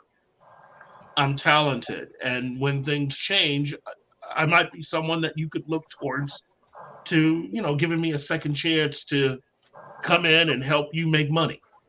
That's really what a lot of this is about. It was the year of firings, the year of transition, the year we could maybe make people feel something and make a buck at the same time. That's brilliant. I want to add this down here, and I know this is high hopes. This is probably mythology, but Chapek only has 1 year left in his contract, correct? Yep. So the only ace, in my opinion, that Chapek has is literally putting a mandate in that we are going to bring back the EU. Start storytelling from those books. Get those writers' permissions. Start taking, even if it's just templates from the Lucas mythology, the Lucas format. No, they canceled them at the EU. The EU doesn't exist to them, but they're pulling out bits and pieces. Right, that's what I mean. Like they're cherry picking. I thought they did it because it cost money that they didn't want to pay. But that doesn't. But they're going to have to. Sometimes it costs money to make money. And the thing is, Chapek that's a has great story. Chapek has this ace up his sleeve, and the biggest doubt I have right now, Heart of the Jedi. Thank you, Aiken. The biggest thing I have is it's a doubt and hope. Is that does Chapek have enough balls to force that mandate? He's already forcing the monthly meetings. Actually, this is the other half of that story, though. Yeah. Bob Chapek is the guy who right now has a year left on his contract. But the person who he answers to is Susan Arnold. She is a name that has not been mentioned a lot, but trust me, she is someone that even KK doesn't want to fool with. Yeah, Okay? that's the bouncer that came in, right? That is shaking shit up. That doesn't want to take crap, right? Well, she's the one that's pulling Bob Chapek's strings. And she's the one that's actually running the show. Bob Chapek is the face of it. She's the one that is the puppet master behind the scenes, basically guiding him and letting him know, hey. So if Bob Chapek does not do or is unable to achieve a certain number of things, and his contract is not renewed, she's still going to be there. So you can pretty much guarantee that the person that comes in after Chapek will probably either be like Chapek or even more intense. See, that's the thing that we were talking about before, Keith. It's been on numerous shows. We have the Filoni and Favreau. They're doing the best they can, but they still have to answer to KK. But KK has to answer to someone else. It's the same way we looked at the whole He-Man shit with Kevin Smith having to answer to the activist that's in charge of Netflix. There's always someone higher up. So they can only get away with so much shit. And these people aren't stupid. Activists aren't stupid. It's like the way the YouTube is lately, the way we're automatically picking up the woke, we're picking up this. They're automatically looking for those things because those are the things that they will pick up on first. So as much as Book of Boba Fett, like the way episode 3 got attacked head on because of the whole Vespa shit, still Favreau and Filoni, as much as people hate Filoni, whatever, they have to give the benefit of the doubt that they're doing the best they can. And I always have to keep that in the back of my mind when I'm making memes and shit too, because that's where this whole divisiveness is coming from. They're doing the best they can, and then we still have people fighting on the other side. And it's literally, it's like, the alternate opinions can no longer just respect each other as neighbors the way we look at politics used to be. How you can like, oh, I voted for this person, I vote for this person. Well, hey, we can still go have a barbecue later. That fucking format in the middle about the barbecue seems to be derisive. It's like it's gone. It's like it's been a nuke. It's been fucking annihilated because it's one side or the other. I'm sorry, the fucking real world does not work like the Sith and the fucking Jedi. I think it's been like that was for over a decade with politics, though, like 20 years. But you know what I mean. It's more. I know what you mean. And I'm not saying now. you're wrong. Yeah, I'm not saying you're wrong. I'm just saying that it's become tangible and comprehensive to people who aren't interested in politics, and that's where it's gotten really messy. One thing that would be interesting for anyone in the internets to go and do is go watch and critique the clone show. Whatever the hell, I'm really sorry. The aughts clone saga for Star Wars stuff, and then compare it to all these new shows. I mean, it's not the same because one's animated, one's not. But the writing, I bet, is better. Awesome. And one of them, yeah. But my point is like compare and contrast because the writing is going to be way better in the older stuff, and and asking why aren't those people involved, and pushing that narrative might be useful. And that's the same thing I've been saying about Star Trek. There are a lot of really good Star Trek writers out there. People who, some of whom have written for a lot of the shows that fans have become accustomed to and have grown up with, at least as far as Next Generation, DS9, and Voyager, and Enterprise. But also a lot of authors who have written some of the best Star Trek stories ever published. And some of whom have been lucky enough to even write for even some of the Star Trek shows. But you're not allowing a lot of those people the opportunity to contribute because you're destroying all of that in favor of the hope that this new thing you're wanting to create will somehow bring in these mysterious new audience people who will not only watch what you're producing, but will go out and actually buy merchandise, even though by the numbers they're not.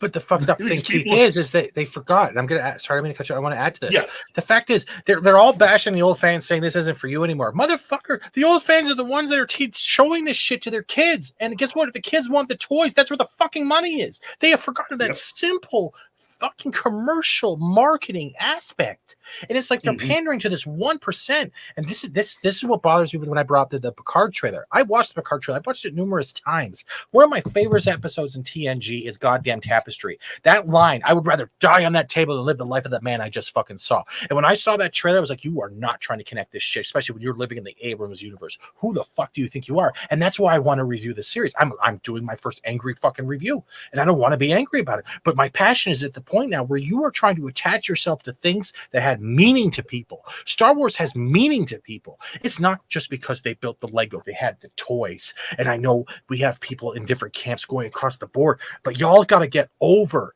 the whole social media cancellation bullshit and focus on one thing that Disney is known for: storytelling. Opening up the vault for a limited amount of time and releasing Aladdin and goddamn Snow White or whatever the hell is in there. Remember those commercials? where we're opening the vault for a limited time. Get the classics back on VHS. Where has that mentality gone of nostalgia being the most brilliant thing to attract new people? Because when you see something new that's based off the old, you get the branch of the old and sharing the whole fucking storyline. Foundation is key to branching out the multiverse. It's because they're lazy and then they use social media as a barometer. Sorry, I'm sorry. No, you're fine. You're perfectly fine. But you're right. The people who are like, well, it's not for you anymore. They are so completely and utterly dead wrong because I see. They're gatekeepers. Not even gatekeepers. They're posers who think they're the cool new thing. They're fucking fakes, is what they are. And I guarantee you, they are not getting marketed like I do for fucking rugs that have OG Star Wars shit on them. That makes no goddamn sense from any perspective. The only people buying that shit is people buying things for their 8 to 15-year-old son to try and make their room look transitional so when they're a teenager they don't get embarrassed, because that's smart. That's how you raise a kid, to have a sense of self. And these people don't know because they aren't getting those ads. I get those ads because it's related to my job.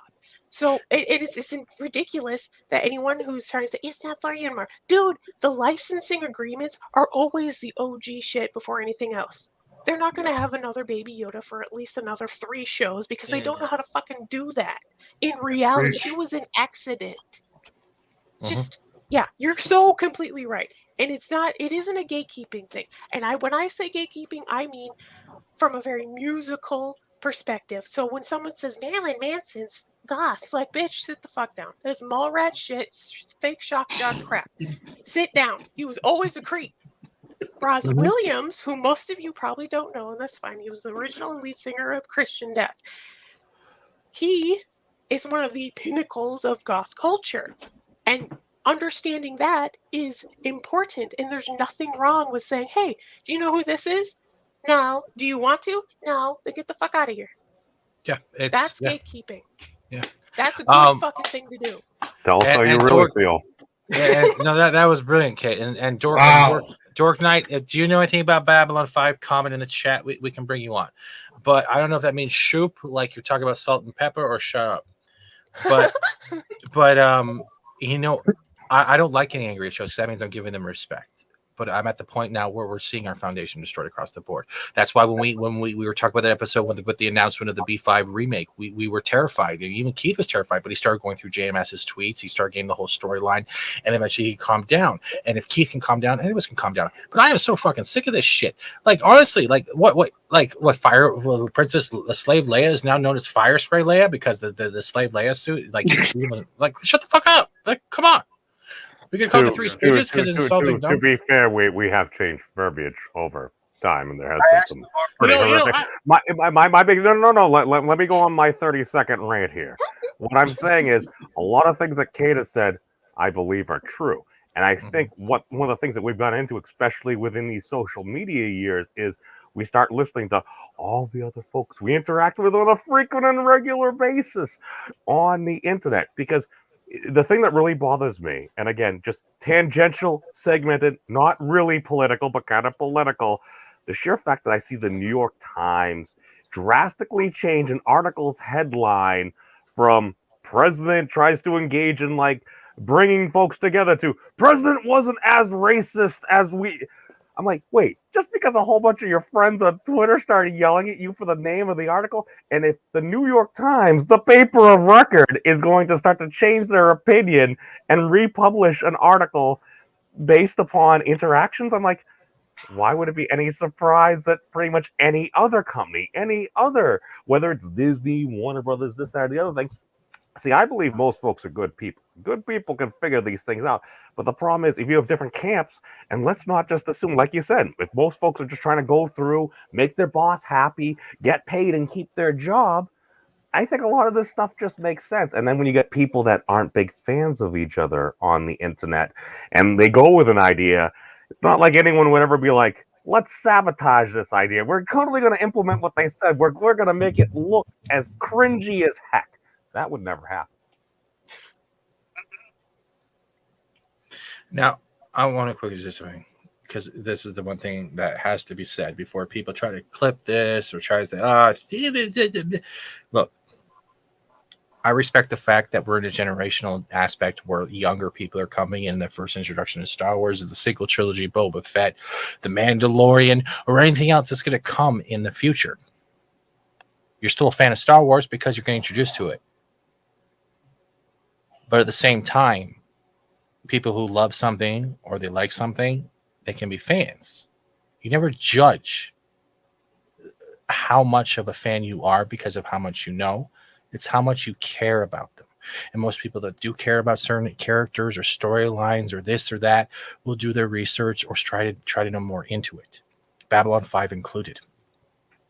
This divisiveness shit that has started since the Rian Johnson crap and the sequel trilogy, and then the Mandalorian saying, well, you're not a true Star Wars fan because you like the Mandalorian, but you don't like the sequel trilogy. I don't give a flying fuck. Nobody should. It's their opinion. It's their it's their personality. It's their characteristics. You're still liking Star Wars. You don't have to agree that their Star Wars is good, but you can still effectively have a conversation and discussion where what you like about Star Wars, you can try to find a commonality of a ground and then share what you like about the old with the people who like the new, or people who like the new, what they're missing from the old, and start that bridge. We're all adults on YouTube to a certain degree.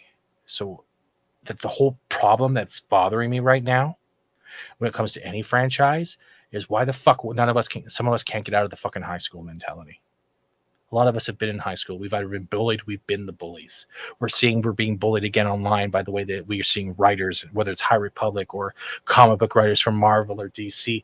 At the end of the day, they're dictating to us who we are, yet they want our fucking money.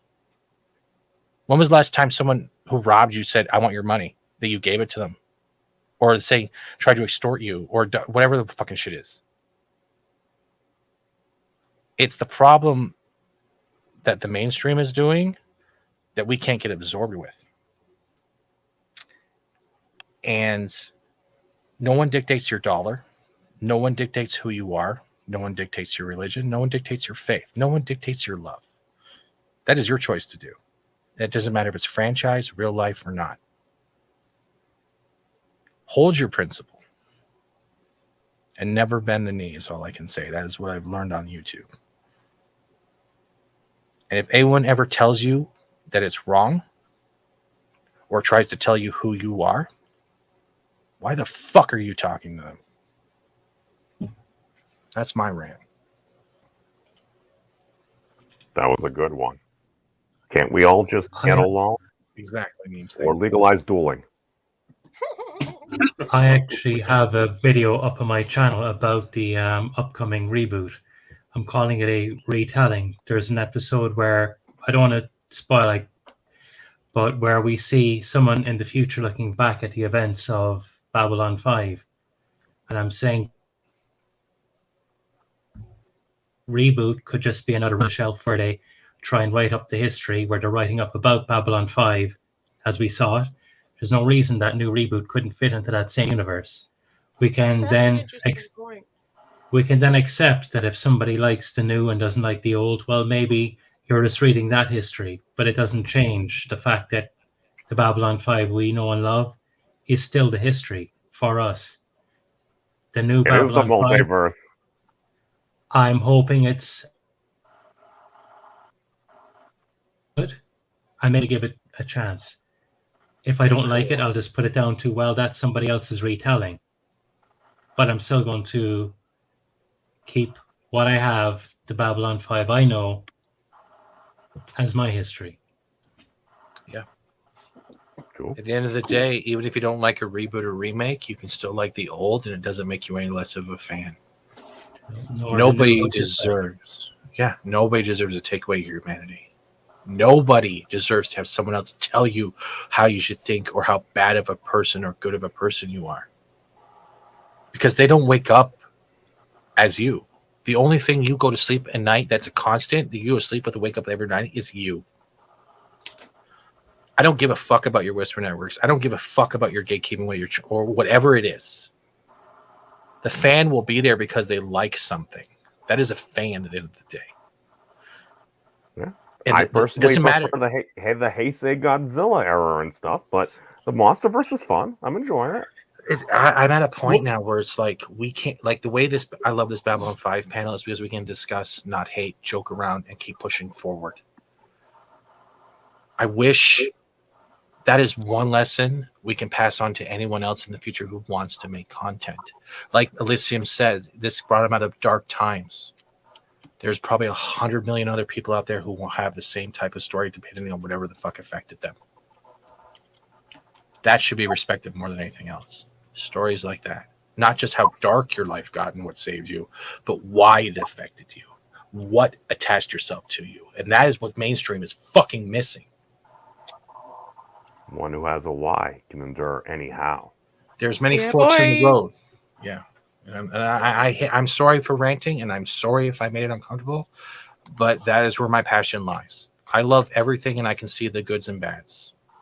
But if anyone comes in my fucking house and tries to shit on my carpet saying I deserve that, you are not human to me. Ever. No one can live by what I'm sorry.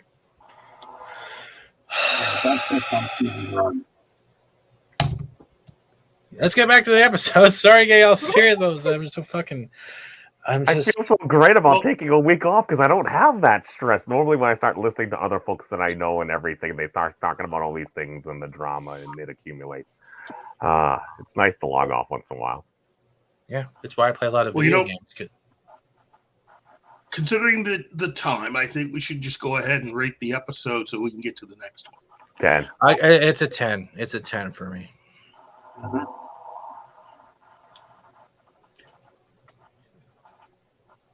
10 for me also. For me, it's 9. Okay, 9 for me also.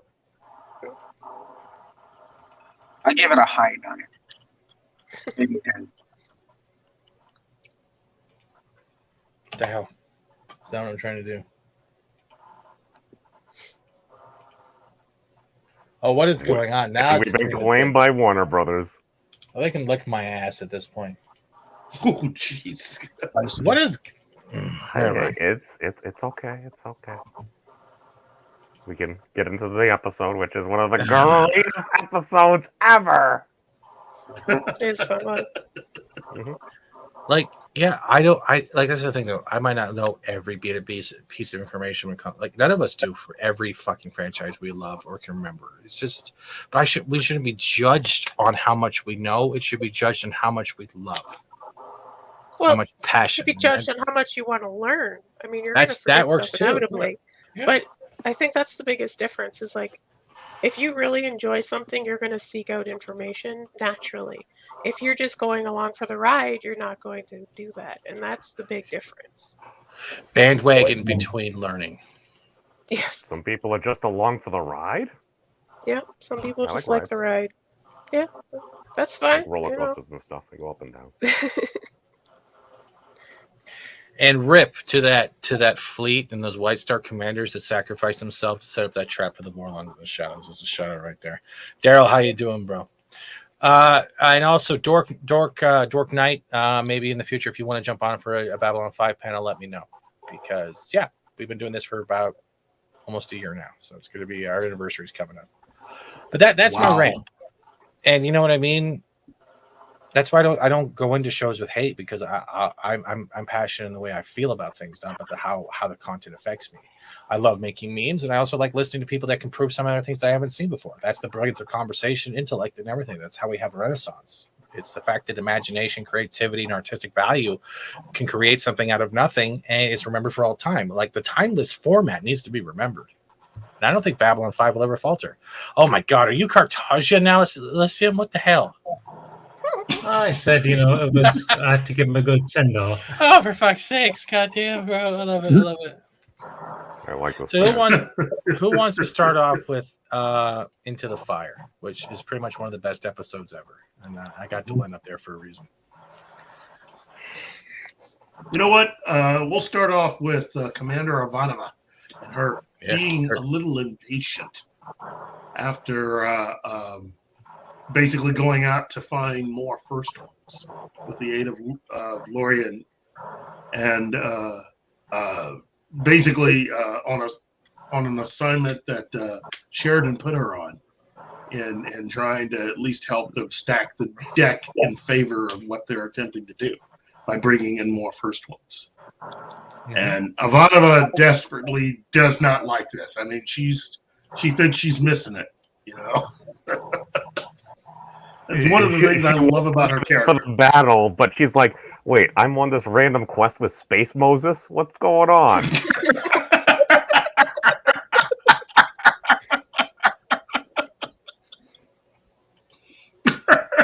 I mean, what's going on? I belong or have belonged to both of those religions, so I apologize. Elysium, it looks like you have a new cult member. Oh, jeez. Oh, no. Oh, man. So many things wrong with that, Shane.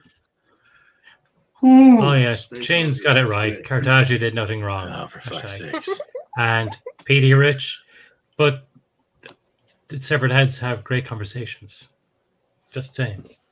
Just a skull fuck. Yeah, great point. I remember that movie. And back to the episode before I start ranting again. Jesus. Mm-hmm. What was... So Ivanova's there waiting for the final, potentially first ones to show up, and believe our captain was preparing. Yes. Basically preparing everything for the rendezvous. And basically, you know, he and Delenn are just marveling at the spectacle before them. Thousands of ships comprising over 24 races coming together under his command for a common cause, win or lose. All will know they put up a fight. And Sheridan gives Lennier the order, take us into the fire. I would just like to quickly say that hell means fire all weapons at will. Thank you, Mimbari, because Ivanova did that during hyperspace. Mm-hmm. Oh yeah. It's like an alpha strike in MechWarrior. I guess. You fire all weapons. Yeah. If you don't have the heat sink, that's not recommended.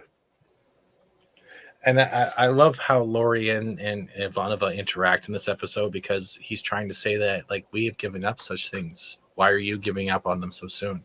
And it's brilliant the way it's an older race showing how much they have to sacrifice, but the younger races don't have to yet. You're not ready for that lesson. And love, just the simple thing of love, is just something he was trying to share. He was sharing how much he misses it without sharing how much he misses it. And I love that interaction, because she gives that same interaction when we're seeing the beginning with Sheridan, with the whole, figure that out. I used to play with dolls. And then she shares the loss of her mother. And that hits people in different ways, because everyone has lost a loved one, especially over the last few years. Everyone has lost someone to a certain self-deletion that a lot of people don't like talking about, because it causes memories and emotions they sometimes don't want to feel about that day.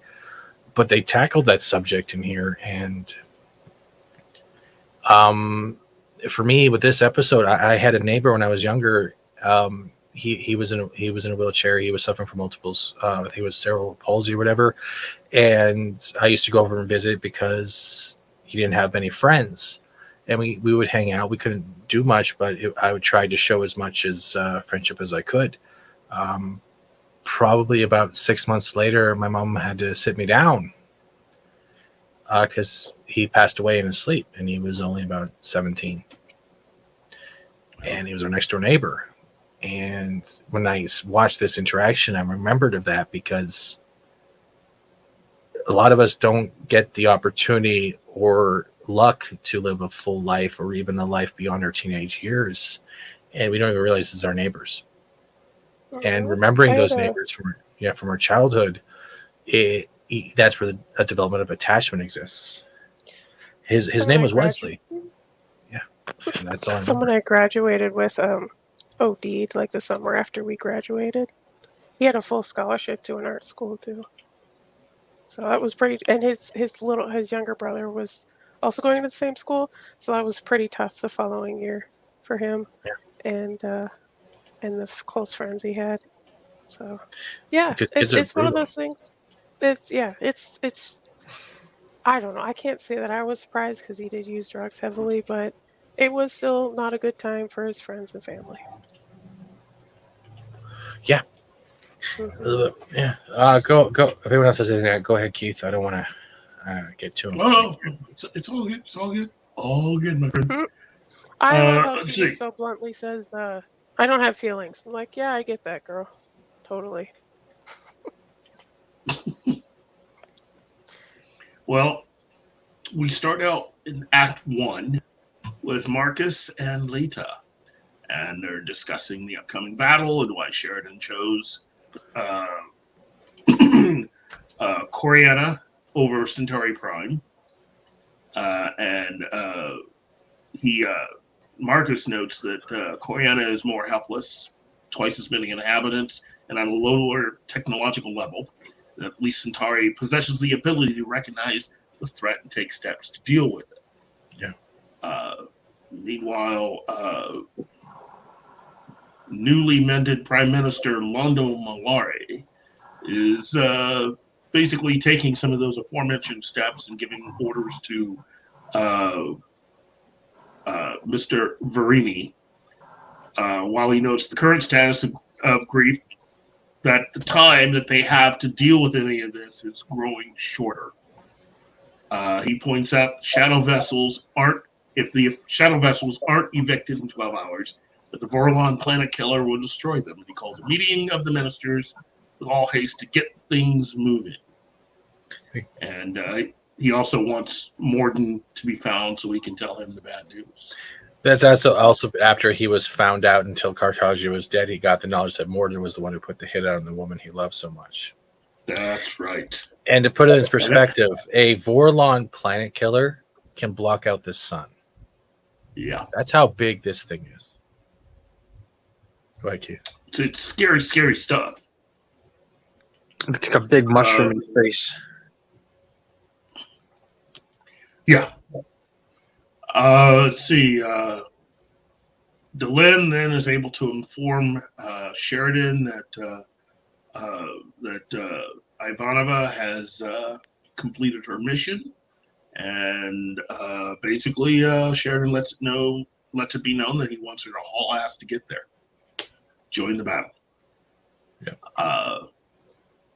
And then that leads to a conversation between Ivanova and Lorian, who talks about immortality and how the first ones were born immortal, and how then as each successive generation after was slightly lower or less time to live, and that somehow immortality allows you to basically be free of emotions.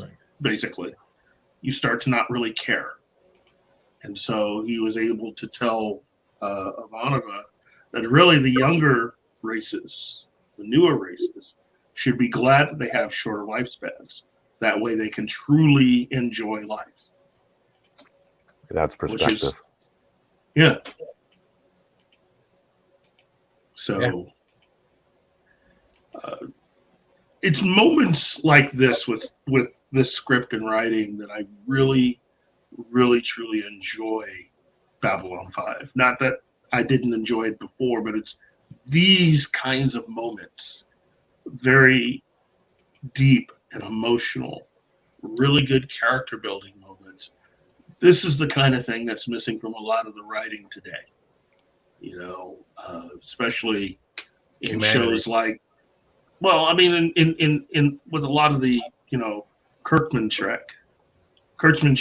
has none of this. It's all emotion without having been earned. The amount of powerful storytelling and principles and whatever you may want that was told within less than an hour in this episode, probably more than entire seasons of some of the stuff now. Mm-hmm. Yeah. That anything currently passing itself off as Star Trek related to Paramount Plus, this particular episode had more of that in just a few minutes than what you've had in whole seasons of Kurtzman Trek. Yeah. But they were immortal, like in the sense of Highlander, how if they were like You could they'd still live die, forever. but you just it was kind of like elf-like. It's like unless something really bad and unfortunate happens to you, you're gonna keep on living. Yeah. But they could still be killed.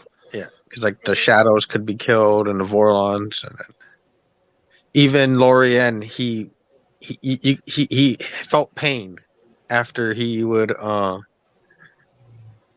give Sheridan some of his energy. Yeah, if he jumped into the sun, he probably wouldn't still be around, unless he was like a Vorlon.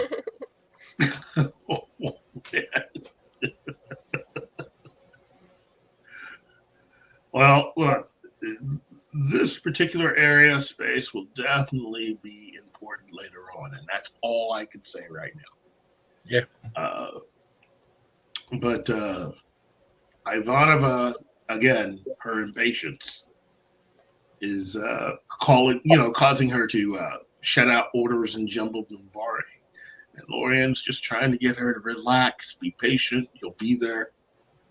But he also puts in a little tidbit that the battle will not be decided by force of arms, but rather whether or not Sheridan knows that he knows. I know, kind of weird. It's pretty much the ability. It's like when we're looking at Q and Picard in the series finale of TNG, the ability to think outside of what the universe provides, but thinking of what could happen outside of what the universe is showing you. Mm-hmm. Look at you. Look right at you, dude. I mean, that's very good, Steven. Very good. It only took half a bottle of brandy. So, hey, well, you know.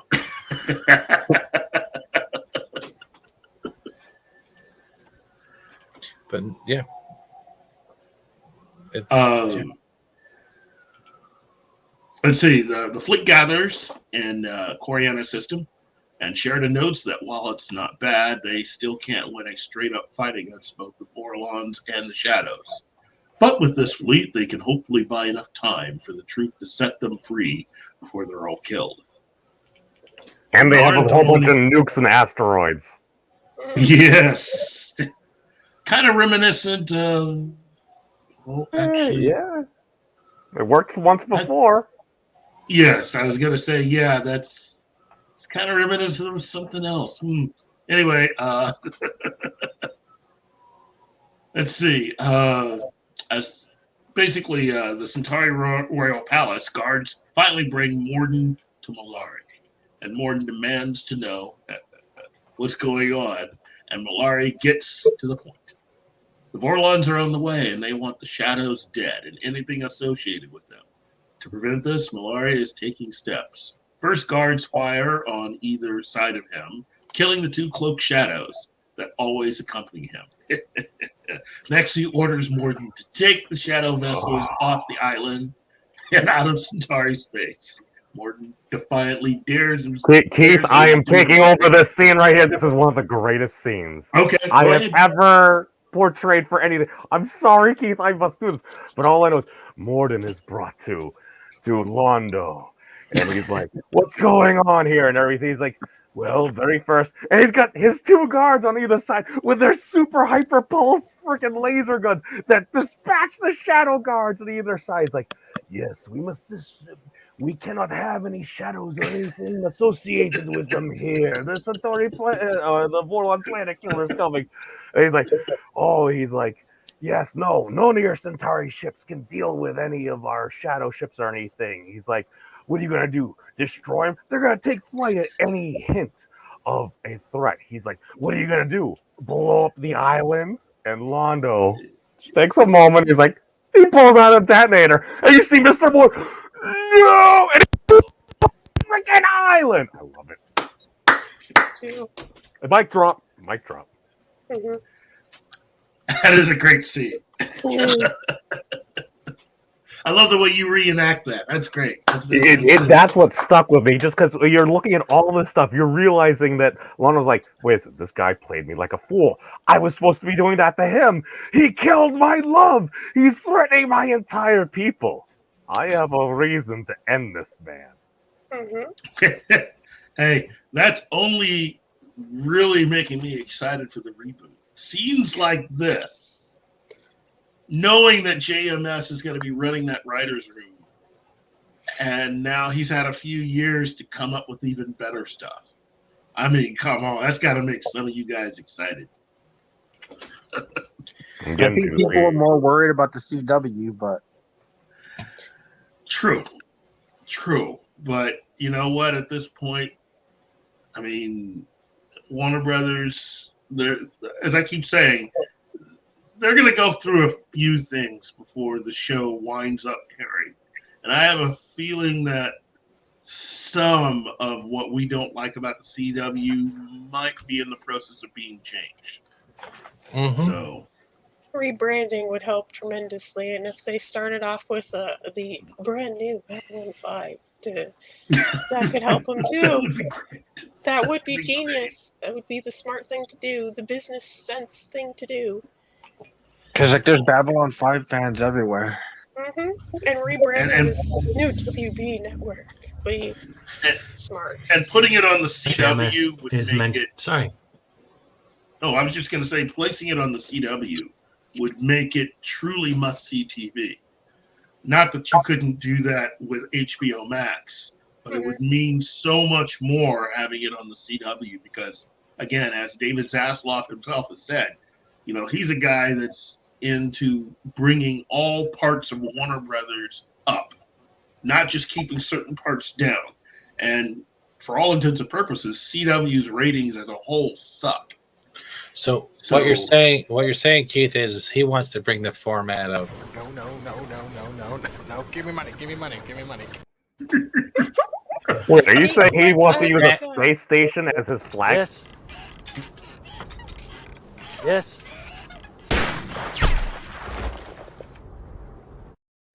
That'd be very creative.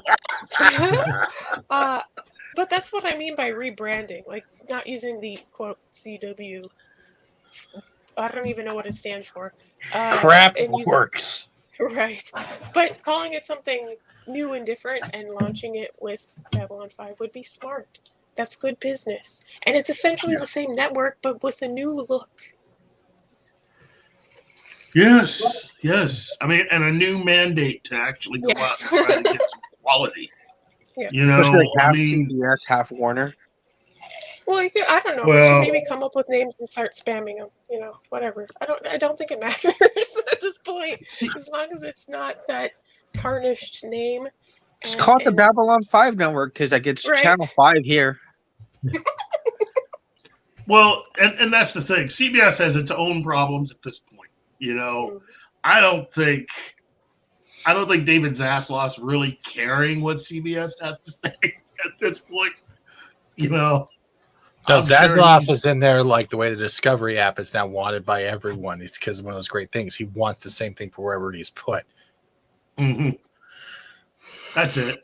And as far as, you know, if you're going to Yes, on his, rebrand okay. something, I mean, you might as well just, as far as those of us that are worried, I think it was Das Wolfen talking, you know, asking about how much money can the CW devote to each episode.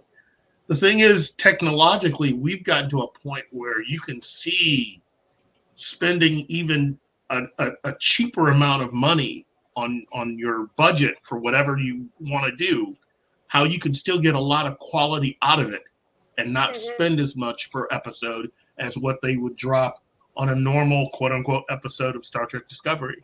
That's what the entire Dust channel on YouTube is about. You can watch a lot of those shorts and they don't even come close to costing as much money as an average episode of Discovery.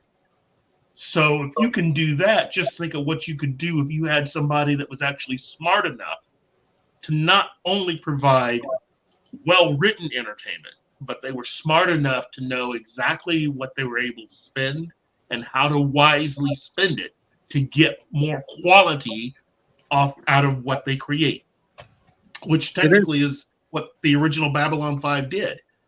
Their episodes were not as expensive as Star Trek at that time. They were able to spend what they needed to spend to tell the story they needed to tell. Well, because wasn't Star Trek also licensed a little bit in a way?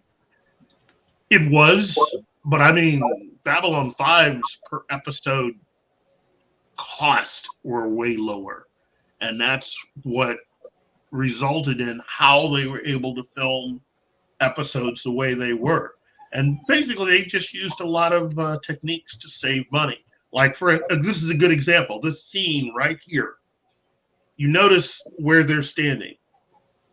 This scene is actually a great example, or this set is a great example of how they were able to save money. They're like This modular bedroom moving around. Yeah, you just change the posters on the wall, you change the lighting, and you put up different things, and you've created someone else's. Yeah, It's like theater. Yeah, it is like but also you use certain different panels, you change a few other things, and it goes from being, someone's cabin to someone's office. Yep. And you could do a hallway. Ultimately, if they're smart with their sets, they would invest in just buying a huge prop house to make things as different as possible with small details. And that way they can do the modular things again and put their money into the special effects, which should be relatively low cost anyway, but they're going to be the big thing. Having the monitors look really cool and unique and having the ships all be very, very unique. And that kind of stuff is where they should put money, and upfront costs of buying nice props, quality props. Well, and I hope. And also makeup, Yes. costumes, all that stuff. This is gonna look real. I will tell you, as someone who was watching this show back when it was first broadcast in the 90s, I thought while Star Trek had a slightly higher level in how they were able to do things, in my opinion, there was no real difference. You got what you needed to get out of both shows. I think Babylon 5 as a rebooted series can embarrass a lot of these other shows by not having to spend an insane amount of money. And by insane, I mean how much they're spending per episode of Discovery is insane. If done And well, not it could get be anything an out of it. absolute juggernaut. Yeah. There should be no reason why Babylon 5 can't at least be able to go 5 seasons or beyond, just with sheer cost per episode, which ultimately is a good thing. It's going to get a pretty high budget. Oh, yeah. The budget's going to be high, but if they're smart about how they use it, they can get so much out of it. And do things. The makeup guy, John Volich, he did the original makeup stuff for Buffy. Didn't they come out at the same time? DS9 and BA5? Was it around the same time? A little bit. Yeah. DS9 first, but Babylon 5 was written first. Yeah. Basically, we're getting a Babylon 5 from the original creator with a budget and an actual probably set time on a network. Does that mean you'll have a set time of showing up on time? Neither confirm nor deny this. This stream is brought to you by Small Cask Brandy. Oh, fuck, it makes you rant. Oh, crap. Memes wouldn't make it on set. He'd be like super late. No, he would make it, but you would have to lie to him and tell him it was the day before, just so he showed up on the right day. You did to mess up his time. You did to manipulate him. You would have to superglue mimetic theories to his watch. Food entices me. All right, so there's a Taco Bell live bar. Well, that was the other thing about the original Babylon 5. I think Star Trek spent a heck of a lot more on feeding everyone than they were able to afford for Babylon 5. Feeding it. Well, I mean, when you talk to Had to some of eat the extras, actors that was it? acted on both shows back then, there was a definite difference between the commentary that they were able to use for Star Trek and a lot of their behind the scenes stuff, the set design and everything else, than what they were able. Well, I mean, Adega has talked about that before. There are obvious differences between both shows. The best show to have craft service was Drew Carey. He had like a short order cook. Yes, Dork Knight. Straczynski is in, I believe, full creative control of the writer's room, and CW is funding. Yes. It was JMS was putting out a call for the old animators for the CGI to get their old models for the new show.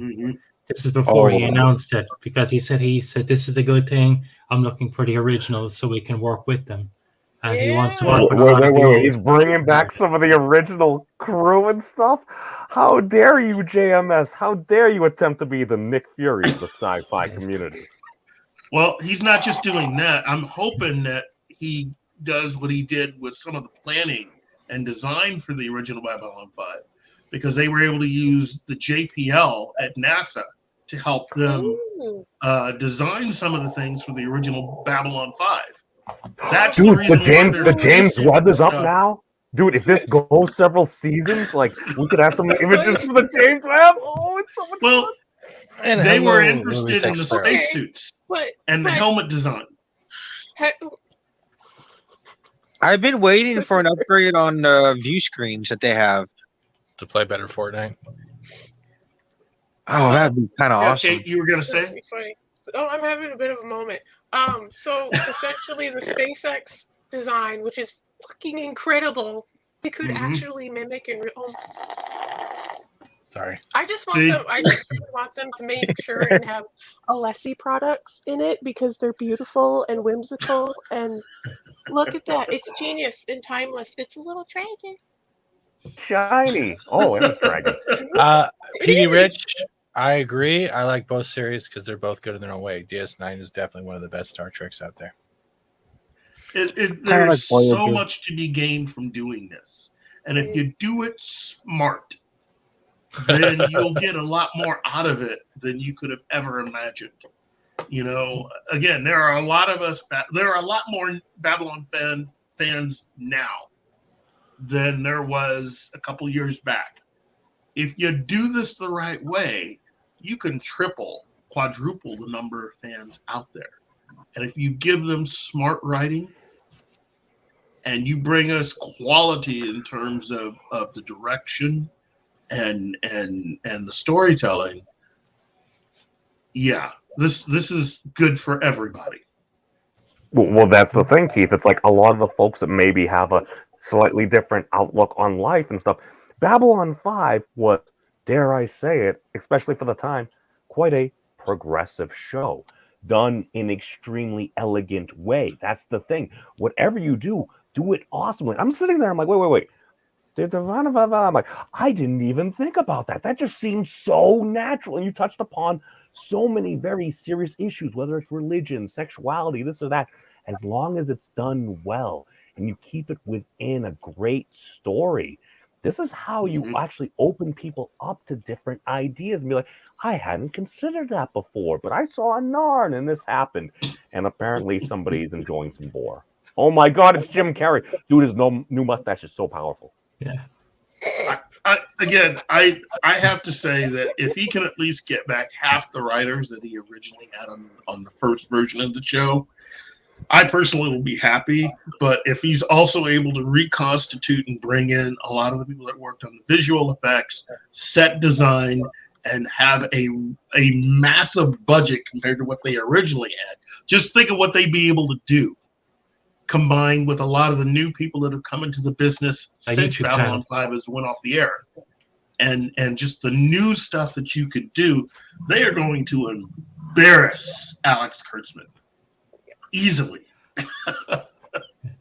On JMS YouTube channel, he mentions a lot of stuff. He does the commentaries for some of the older episodes. I think he's going through season 1 at the moment, And he is mentioning some of the stuff he would have liked to have covered, and he's saying this is something I may be looking at.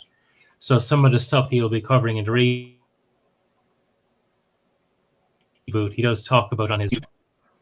Well, that's the thing. He's literally, it's like, what's he hiding? I don't really see him hiding anything. He's being very open about it and everything. He's telling us exactly what he's doing. He's like, Babylon 5, it helped set the stage for a series to run 5 seasons. It happened to do these different things. I'm just like, have at it, Maestro.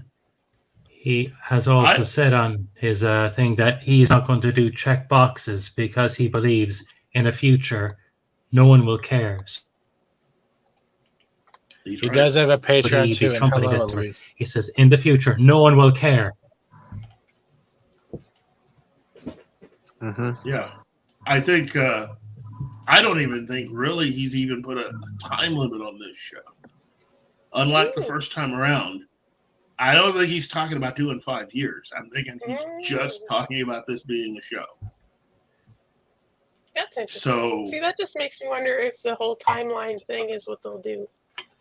Because that could be really cool, and they could use old footage, or at least have unique guests. Oh, God. What if they ended the show starting the original Babylon 5? My mind just went into a pretzel. Like do all the other space stations leading up to Babylon 5. Well, I'll just be interested to see how they are going to make some of the changes with some of the characters for this new version. You know, how they're going to, I think, in my opinion, how they're going to combine Sinclair and Sheridan. Because I still believe that that's what he's going to do. Hold up. Those characters. Hold up. We got Babylon 5 noob in here, Padawannabe. Give it a shot. Oh, it's so much better than anything Star Wars and Star Trek was on. Follow Keith's episode guide. So basically, we started on this, and then see if you get into it. If you get into it, go full bore. The only thing that could compete with it is maybe the Ewok Adventure. You know what? I will say this to any noobs out there. As I said when we first started, and these guys can back me up on this, I said that the thing about Babylon 5 is that one of the things that I really enjoyed about Babylon 5 is their ability to be able to come up with material, comics, books, other things, that do a better job of fitting in with the actual show and the story that they're telling than what you've had with Star Wars and Star Trek. You know, their supplemental material all fits. There's none of this having to shoehorn stuff in or creating stories to help explain why this story doesn't fit there. It all fits. Has made some bad choices. How dare they open up opportunities for new revenue streams? And may I just say, for those of you that either like shopping online or like me, just going to a lot of mom and pop stores and stuff, you can still find a lot of Babylon 5 related gears and toys. When I was in Hawaii, there's a guy that owns a shop that had it was a big kind of geek toy store, but it was pretty much just stuff that had already been on the shelves in other places for years. And yeah, they had some Babylon 5 related merchandise there. And I got to tell you, you know, it felt good to find that all the way over in Hawaii. So and stuff's out there. Stuff is out there. And if you can track it down, if you can find it, enjoy it. But understand, for those of us that have been fans for a few years, we're about to have some new merchandise. Okay? New stuff. Yeah, you can always check your local offer-ups for deals with Babylon 5. Wait a second. Are you saying there might be a new line of spacecraft that people could purchase? Well, the micro machines that they had for Babylon 5, I think they had like 3 different sets of that, including the Babylon 5 station itself. That was part of that micro machine line. Wait. You could do the full station, kind of like the old Technodrome for the Turtles? No, yeah, no, they had the Micro Machine car sets, and they did their own line, but based on the Babylon 5 vehicles, and the Babylon 5 station itself. Oh no! Yeah, I the want shadow- a the shadow one's the hardest 1/5000th one to the get, I scale think. Babylon 5. Let's like. All right, we're gonna bring in a Sorry, dork go on. just for a while. Check your gems, dork. I have a hard time. One of me says I have a hard time accepting TNG in the beginning. All the differences from the original Babylon 5 commercials look like a cheap imitation at the time. I will trust the process and begin my viewing. That's the hard thing. But when you start getting to season 2, then season 3, and then you hit where we are in season 4. And you start looking at the nuances of layers and how even something from the 90s is relevant and relatable to today, it make you appreciate, maybe in a way or not, that storytelling is everywhere depending on how much you're willing to apply yourself to look at it. It's basically like Minecraft. It doesn't necessarily have the fanciest of graphics and everything, but it's still one of the most popular games on the planet. Why? Because you can pretty much do everything, and that's kind of like All right. this series here. I'm being inclusive. I have a lesbian haircut joining us. Why did you get a lesbian haircut? I just wanted to see if he would laugh in the background, and he didn't. I kind of want to fade. I see. I can see you, Dork Knight. That was the joke, and you didn't even laugh. I feel so offended right now. How dare you? You can't hear you yet. I said lesbian haircut named Julie. Hey, Oh, come on. Stop looking. I'm kidding. No, don't put a hat on. I'm not serious. No, take the hat off. I was kidding. Don't make me feel bad. You're so mean, Steven. Shut up, Dragon. Hi, Dork. I was kidding. I was literally I kidding. guess I missed something while I was getting connected. Sorry, what'd I miss? You said nothing. Steven I was was just attacking messing you. with you. Oh my god, this is Dork Knight. I'm just messing with Being you. a follicle supremacist. Okay, Hey, if anyone guys. watches Pablo Francisco comedy, there is a skit in there. It's like, you like my new haircut? Well, I got it. It's like a lesbian haircut. It's like a lesbian haircut. Hi, my name's Julie, and it's literally from Pablo Francisco. That was the joke. I was trying to make him laugh. Now he's laughing, and the back was like, "Fuckers making fun of my hair. I gotta get a hat now." Yeah, I had to put my hat on. Fuck. I will say this. You know, the thing about Babylon 5 is that if you have any merchandise, one of the things that you could do that might be very helpful is, if you want to, is just start sharing your stuff. Kind of like a Dega and I do. Show people that this stuff is out there. You know, be very forward and try to attend any shows. I know that Bruce Boxleitner has a show coming up where he's going to make an appearance. Go there, show your support. You know, get his autograph if you can. But, you know, show him and others how much of a fan you are, okay? Because they are watching. Unlike when Babylon 5 was originally on the air, today we as fans have an effect on how studios and networks view us and what we love.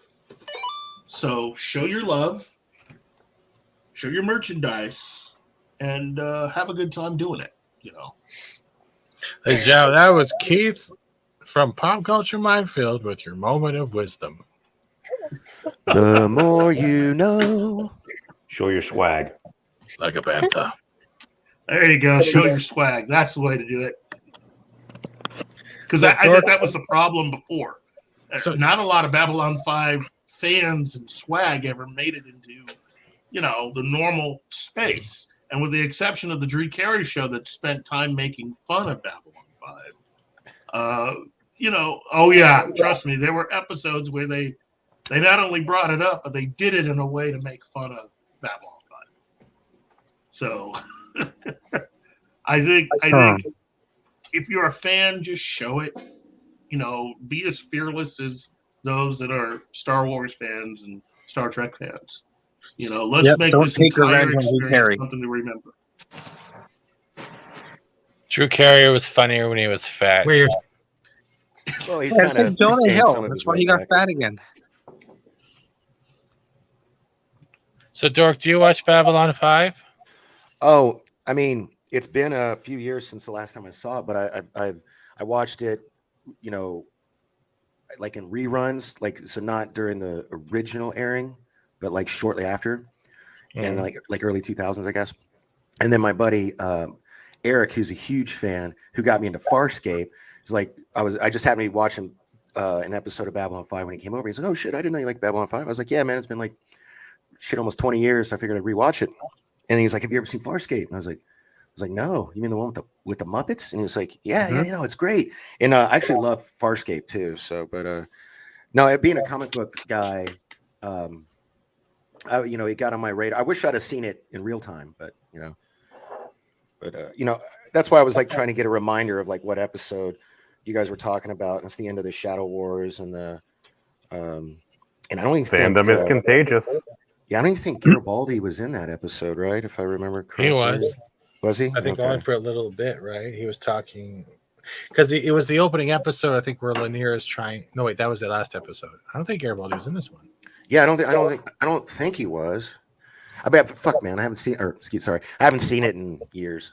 Probably. Why doesn't keep putting us back into the fire? Hold on, quickly.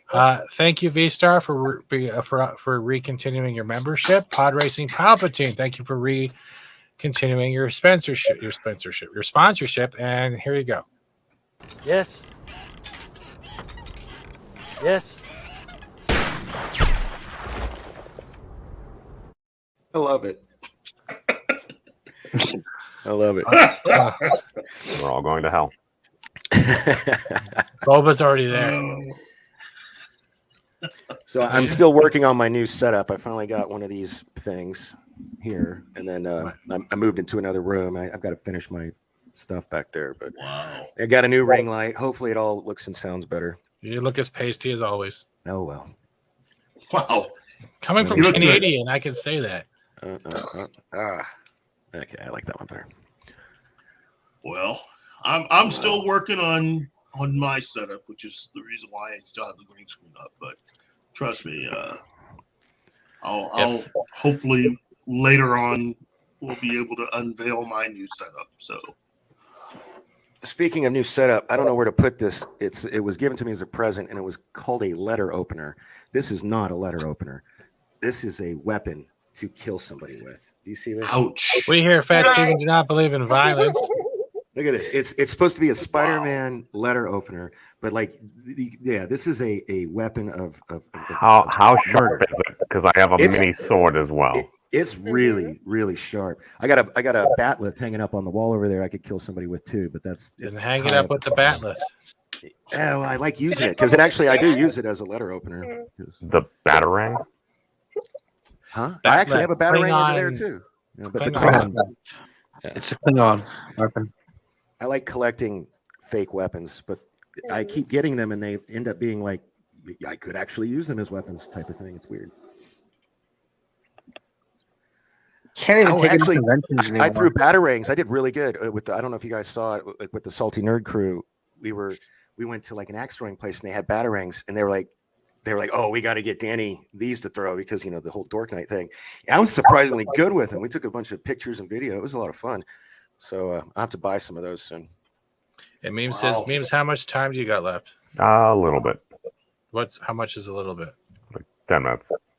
All right, we'll get this going in 10 minutes because I still got a ghost hunting stream tonight as well. But we're into the fire. We've been talking about franchises and all that stuff all over the place today. So it's been fun.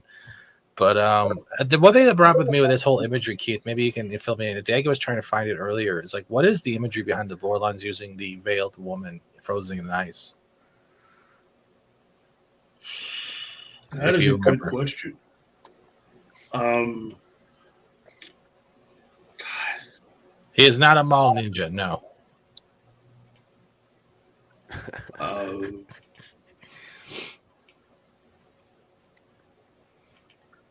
I don't remember.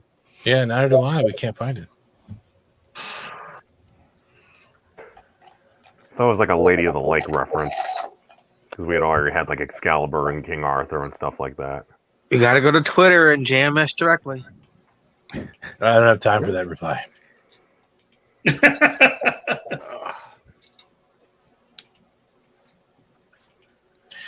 But yeah, right now we're at the point now where the Shadows and the Vorlons have each taken over in a psychic link. Delenn and Sheridan, they cannot be interfered with or they'll die. And they're literally trying to make them choose sides. Each one giving a different imagery. Stephen, I must object here.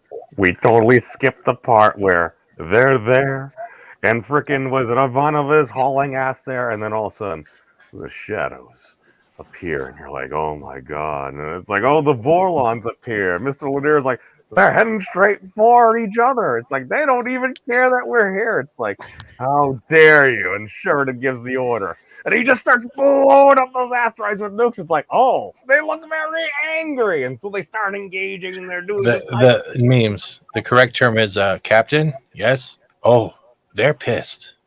I stand corrected, sir. Thank you. And then it gets to the point where Lorien hops in there. It's like, well, hold on. All of a sudden, they establish the psychic links between Delenn and Sheridan. And there are words between Shadows and Vorlons. And they're trying to get them to choose. Now continue. I thought that part was important. Hey, no, great job. Great job. Wow. This episode. Let's see.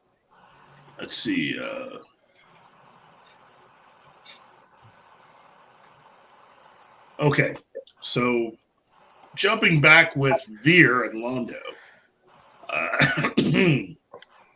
Vir soon joins Londo in the throne room as Mollari is in a festive mood. The shadow vessels have been destroyed and the link between the Centauri and the Shadows has been dealt with. Mollari then suggests that Cotto take a walk out in the garden. Cotto does so and discovers Morden's severed head on display on a pike. Cotto recalls the wish he had given to Morden 2 years ago about living long enough to see Morden's head on a pike as a warning not to make deals with the devil. Seeing the severed head, while he can wave at him, Cotto Tinley gives it the condescending, wiggling little wave he promised then. I want to live long enough to see your head on a pike in the center courts of Centauri Prime, and take my hand and just wave like this. What? Smile up at you and smile like this. it came to pass. Yeah. Meanwhile, the Vorlon planet killer is almost in range of Coriana. Forcing Sheridan to use his trump card, he calls in the first ones, and their massed might is able to destroy the planet killer. Mollari joins Cotto in the garden in a celebratory mood, as he's just informed the Vorlons of their planet's cleansing of the Shadows. However, his joy evaporates when something eclipses Centauri's sun, a planet killer. Cotto grimly notes there's still one shadow-influenced person on Centauri Prime, Mollari himself. Vir, quickly, you must kill me and send word.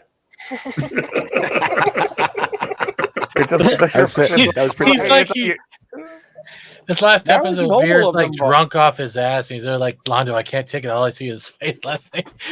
And Vir's like, Londo totally forgets. It's like, you gotta stab me again, motherfucker. Just do me like you did Cartagia. Same. I remember the scene where you were talking a second ago where he's like waving at the head on a pike, and I'm just like, I remember thinking, damn, that's brutal for a show like this. I was pretty shocked. Also, I was well, they didn't show all the gore and stuff, but you still saw the back of his head. So it's like that's the thing. He was able to communicate as much as was needed without getting overly gruesome. Yeah, well, I mean, he still saw, if I remember correctly, the shit hanging from his neck. From behind. Whatever entrails they're called or whatever. I think they tried to cover that up with vines. Their mind would map it on his entrance. Yeah. I don't know. You know how your memory messes with you. I remember it being, I know it was a back shot. And you see him just waving at him, but it's in my mind. I remember. I just factor in TBS, but that's exactly what you're thinking, and that's what would be there. Yeah. I'm just thinking in this, the Centauri maybe not be as lost as Chikara thinks. Here, Londo is willing to sacrifice himself, and thousands, maybe millions, sacrifice themselves to keep up the appearance. Right. Yeah. Well, this is the thing. It shows that Londo, he is a patriot. He is what he says. He's not just in it for himself. He's like, wait a second. Vir is right. I am touched by the shadows. I must be destroyed. And he doesn't even have a second thought about that. I'm like, all right, he is a patriot. Good for him. Oh, such good writing. Such a good character too. He's like you got his relationship. Like that's why I remember this one didn't have Garibaldi in it, because their relationship. I love that. I always love that throughout the series. The constant bickering and shit. I loved it so much. Well, relationships are the heart of what this show does best. Yeah. I mean, this is what allows Babylon 5 to stand out amongst really all science fiction television shows, because because it's relationships and how they build and how they change. Which goes back to the great writing of Straczynski that I was talking about earlier. It's like, you know, so like, and if he's in charge of this reboot, I am super on board. I am stoked. Like he does it dynamically, tastefully. And let me just say, if you're CBS right now, you guys are complete idiots for not going with what JMS had proposed as his idea to bring Star Trek back. That would have been flippin' amazing. Probably would have been the best show.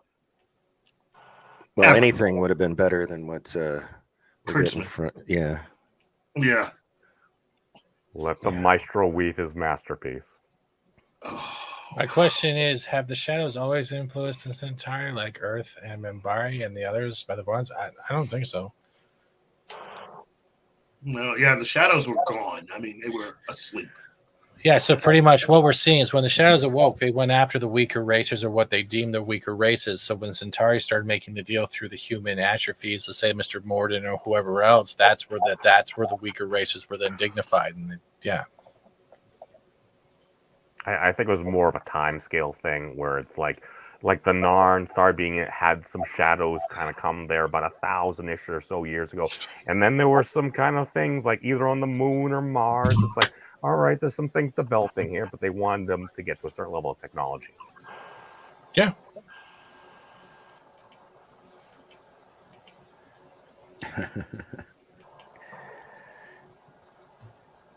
I think another thing Shane was mentioning. Oh my God, Mirror. The shadows. I believe in season with Emperor 2, he was talking with the Rangers, so it would have been more the Vorlons were closer to the Centauri earlier in the show. Yeah.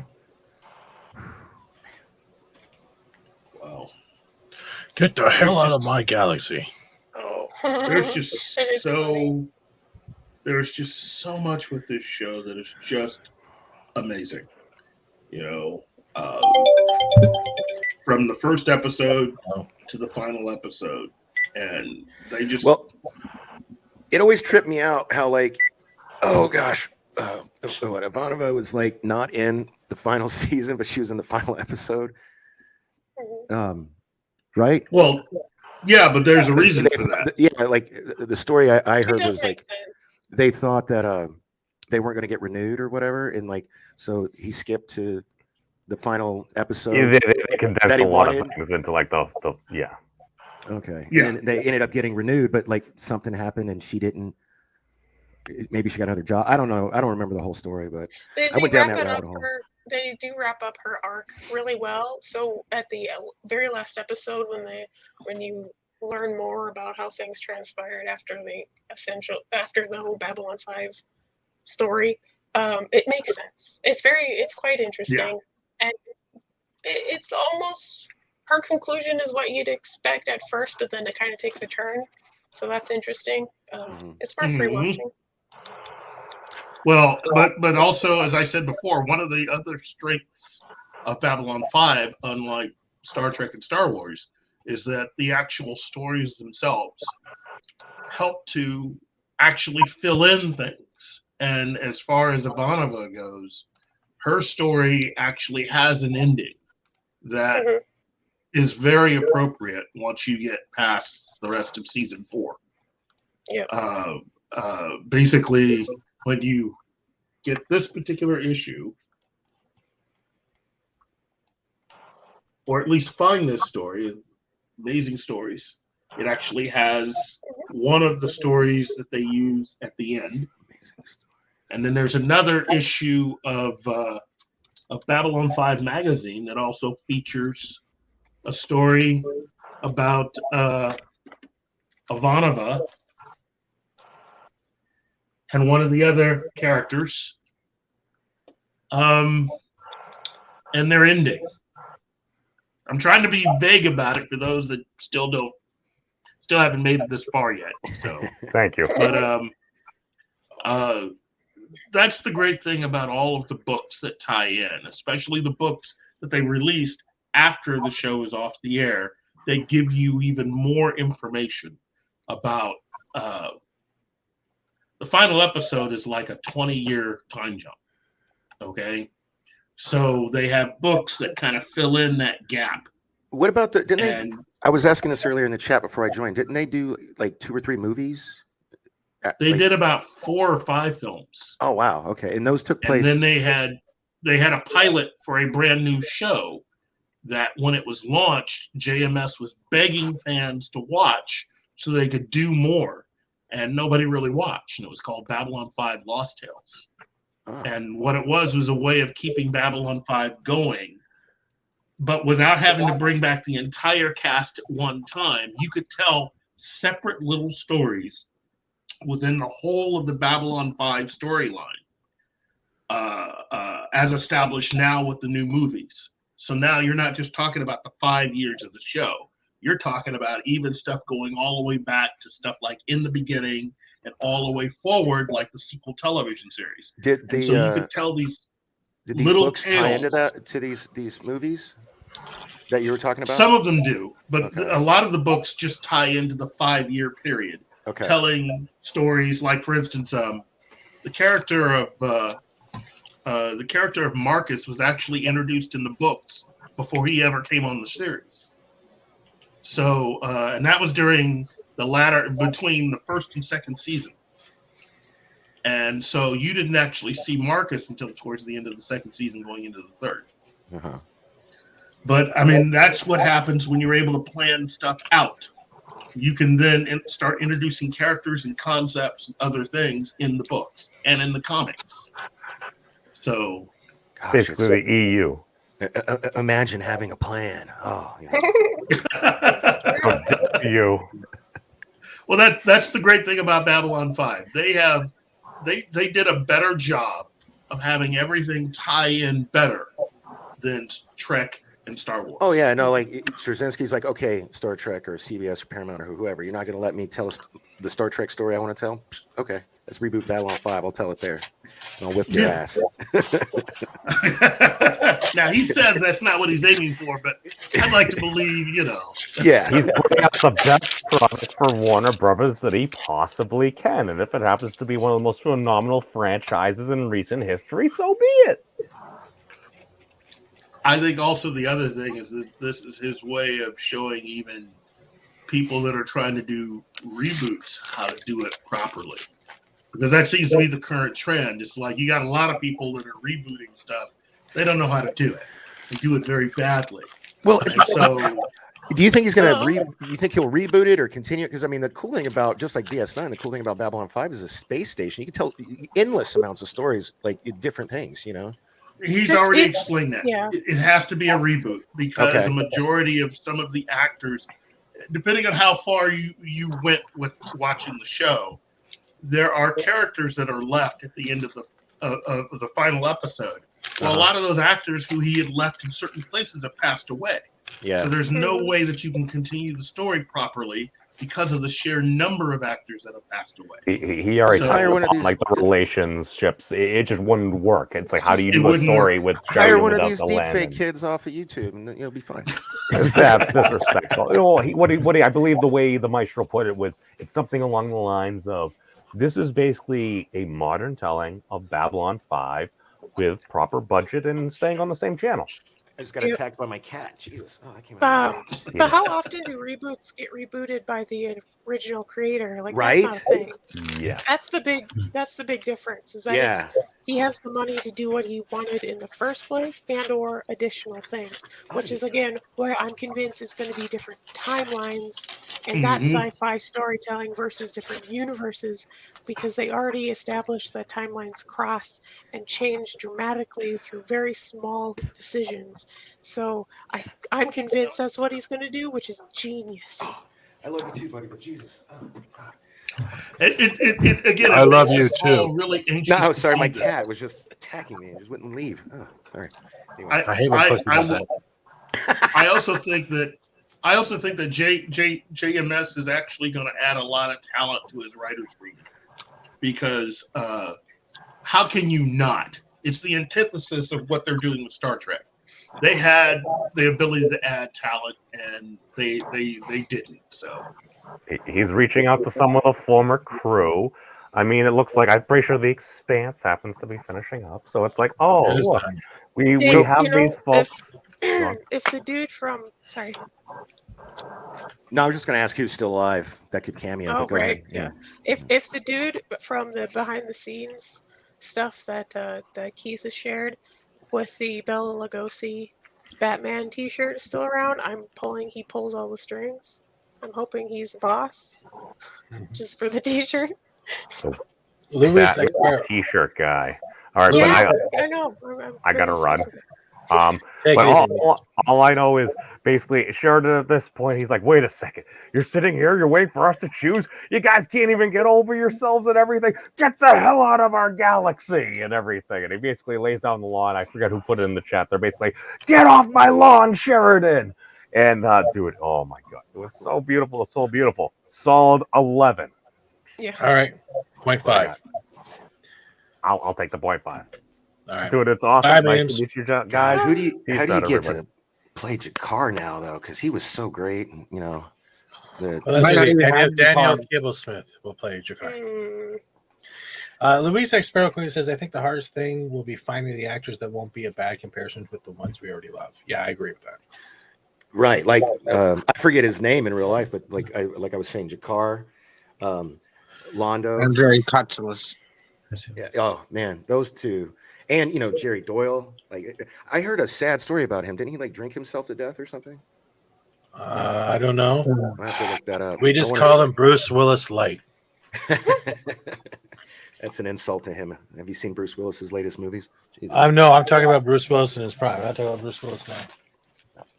Fair enough. Well, they get Bruce Willis for like a short period of time, and then like they shoot a couple of scenes, and then they base the whole movie around that. It's like what they used to do to Robert Zadar. Is anyone else waiting for Dork Knight to throw the cat like the Twitch streamer just so I can clip it and throw it on Twitter? Oh, Lennier? Yeah, that's the one. She has an OnlyFans. I'm glad you know this. So my cat's name is Goku, and he's just like, I watch It's a Gundam. Pay me attention. Pay me attention. I'm like, go away. I'm sorry, buddy. I love you. As long as you don't feed it any vodka, you're good. You know what's funny? He drinks. It trips everybody out. He'll, whenever I'm drinking, I'll have like my glass out, and I usually am a bourbon guy. He will freaking drink. He loves it. It's the weirdest thing. He'll drink it right out of my cup. My friend's cat will eat chocolate in front of the dog just to tease it. We here at Fat Steven, a.k.a. Crisco Core, not affiliated with anyone who harms animals with liquor. I do drink liquor, though. Hey, that was a joke. Don't feel insecure. It's a joke. He's getting all serious. Like, I didn't hurt any animals. What do you think? I run PETA in the background? What the fuck? He's trying to get canceled. Look, PETA, I got in the background as a sandwich. Oh, my God. All right, so this episode, where were we? Let's get back on track. I'm sorry, Mike. So right now, we're getting one last chance. Pardon me, that was the burrito. And they're trying to get them to choose. Like Meme said, who are you? The Vorlon always asks. And what do you want is what the Shadow always asks. But at the same time, Sheridan makes a good point. I've never heard you once answer this question. Delenn pops in and pretty much says the same thing. You have been at war for so long that you have forgotten what you were even fighting for, or what you even want, or who you even are. And then eventually it's get the hell out of our galaxy. We're not going to choose no more. It's time for us to do our own shit without your influence. And that's where Lorianne steps in. And it's pretty much saying, well, Lorianne pretty much steps in, yeah. And it's like saying, like, we stepped aside for you, you must step aside for the younger races now. It is their galaxy. I will go with you. That's why Lorien wanted Ivanova to wait and collect all of the first races to get all of those influences gone. And they're literally like, are you going to go with us? Are we going to be alone? Like, no, because all of the people that already left you that went to the rim are there waiting for you. You have to step aside, and that's the biggest thing. It's like the trope of like we were talking on the back earlier, Chivas. It's the parent trope. As much as we have kids and watch our kids grow up, they will always be looked upon as our kids. But you also have to realize the points to step aside and accept that they're also adults and will make their own decisions. And that is the hardest point of any parent, whether it be in Babylon 5 as a Vorlon watching younger races evolve, or as a parent in real life watching your kids going off to college for the first time. It's the same shit. I think it's funny that the Shadow's voice is Morden, and he's trying to sound all meek, and it just doesn't work for the actor. No. Is that face punchable? It's a giant spider-like thing, so I'm already like, no. Like the first time I saw it, I was like, it's a spider. No, thank you. Yeah, no, to that, to Shane's comment there, I was actually going to say, like, I think the last thing she even says.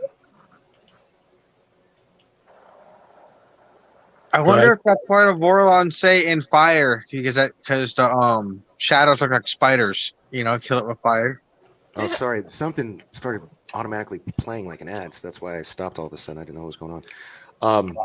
She was very much like, I think she was the one that even said we'll wait for you, right? At the end of that, to Shane's comment about her being mother-like.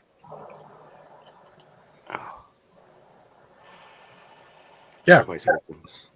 Because you always remember your mentors, right? Your mentors are still like, they're like your sensei. They're like your parental role. It doesn't matter if they gave birth to you or not. It's the person that raised you, that taught life values.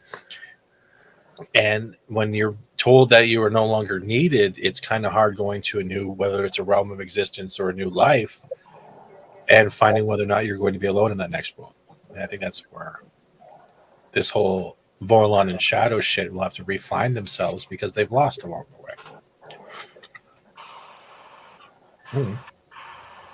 Keith, you back? We can start rating this episode if we want, because it's been almost 3 fucking hours. Oh my god, I gotta stop drinking and ranting. Oh, that's funny. Well, did we finish with doesn't Londo finish this up? No, it's actually I believe it's actually Sheridan and Delenn sitting on the bridge getting closer to Babylon 5 after they get to the jump gate. But I wanted to show this one because technically these guys are hugging right now while touching each other's junk. Because docking. Not docking. Do you know what docking is? No. Docking is taking. I'm not doing it. No. Someone get him a dictionary and just send him to him. Jeebus on Twitter. That's not even close to docking, dude. This is more like heavy petting right now. Okay, you were way off on docking. Way the fuck off. But I give this at least a 9. I don't want to give it a 10 because nothing's perfect. What about you, Kate? Say it's a 10. I like Sheridan in this and Ivanova. I think they're fun. So. Thank you, Terry. All 12 junks. Thank you. What about, well, I don't know. You haven't seen this episode in a while, Dark, so I don't even know if you have a rating for this episode. Yeah, it wouldn't be fair for me to rate, but I mean, as we've been talking about it and like memories come, I'm probably going to, you guys gave me my itch, so I'll probably go back and start watching these now. But yeah, I can't. I probably loved it. I'm sure it was like a 9 or 10. I loved almost every episode, so I can't give it a 10 because my man Garibaldi wasn't in it. So so we'll just say 9 just because of that. Lost a point for. Oh, okay. What about you, Keith? What's your rating? 9, maybe even a 10. This is a pivotal episode within the entire Babylon 5 story, and as I had said before, this particular place is going to be important again. So well, it's the end of the war. We're going to come, you know. Yes, but I mean, this place where the war ended will be important to the story again. So, for those that have not gone beyond or who have never really seen the show before, just trust me on this. You'll see this place again. Yeah. And then we're on to Jeebus, who doesn't understand what the fuck docking is. What is your rating on this episode? 10. Awesome. And I like the spaceship battles. I give this 9.5 to 10. All right. Probably going for 10. And I also want to apologize on behalf of myself. Monkey, I'm not trying to be too hard on you, but I'm going to lay it out right now. Docking is when two men with their foreskins and their junk put it over top of the other tip of the... Do you get where I'm going here with this? Yeah, they're pretty close. No, that's not close. That was heavy petting, and you're calling it docking. Their genitals weren't even touching. That's. I'm laughing so hard while trying to eat this burrito and not get really uncomfortable. But yeah, that's it. So 9. We got 9.5, a bunch of 10s. A bad Wikipedia description of docking, and God. This was a fun 3-hour episode, so I'd like to thank everyone for being here. Next week we will have 7 and 8. Hopefully less ranting and alcohol. I don't understand any more details. Aiken, no. You got fucking Google, bro. You got fucking Google. I'm not doing this. No. It's called Penny Jack. Oh my God, you people need to stop in the chat right now. Okay. I don't get paid enough for this shit. I don't get paid at all for this shit. Okay. No. I gotta do ghost hunting and not worry about the word docking popping up in my feed. That's fucking weird. But all right, everybody tweet him now. #docking. I'm going to mute you right now. I am not drawing diagrams. What is wrong with you, Elysium? No. I want to thank my panel and the uncomfortability that followed. But you all be great. Next week, same time, 7 and 8 is the next episodes. I just posted a link to the Urban Dictionary for fuck's sakes, dude. Other than that, you know where to find us. Our door is open.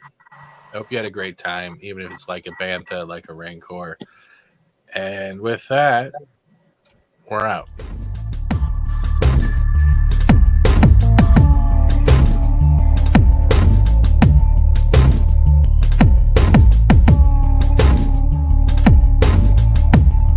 I'm not even going to save that for Explorer.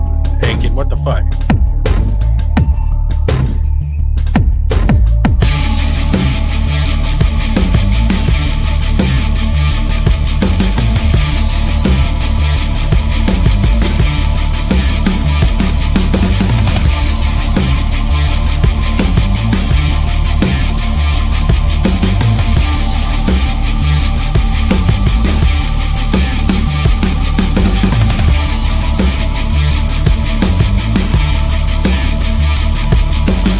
Also, a big shout out to Mountains of Elysium.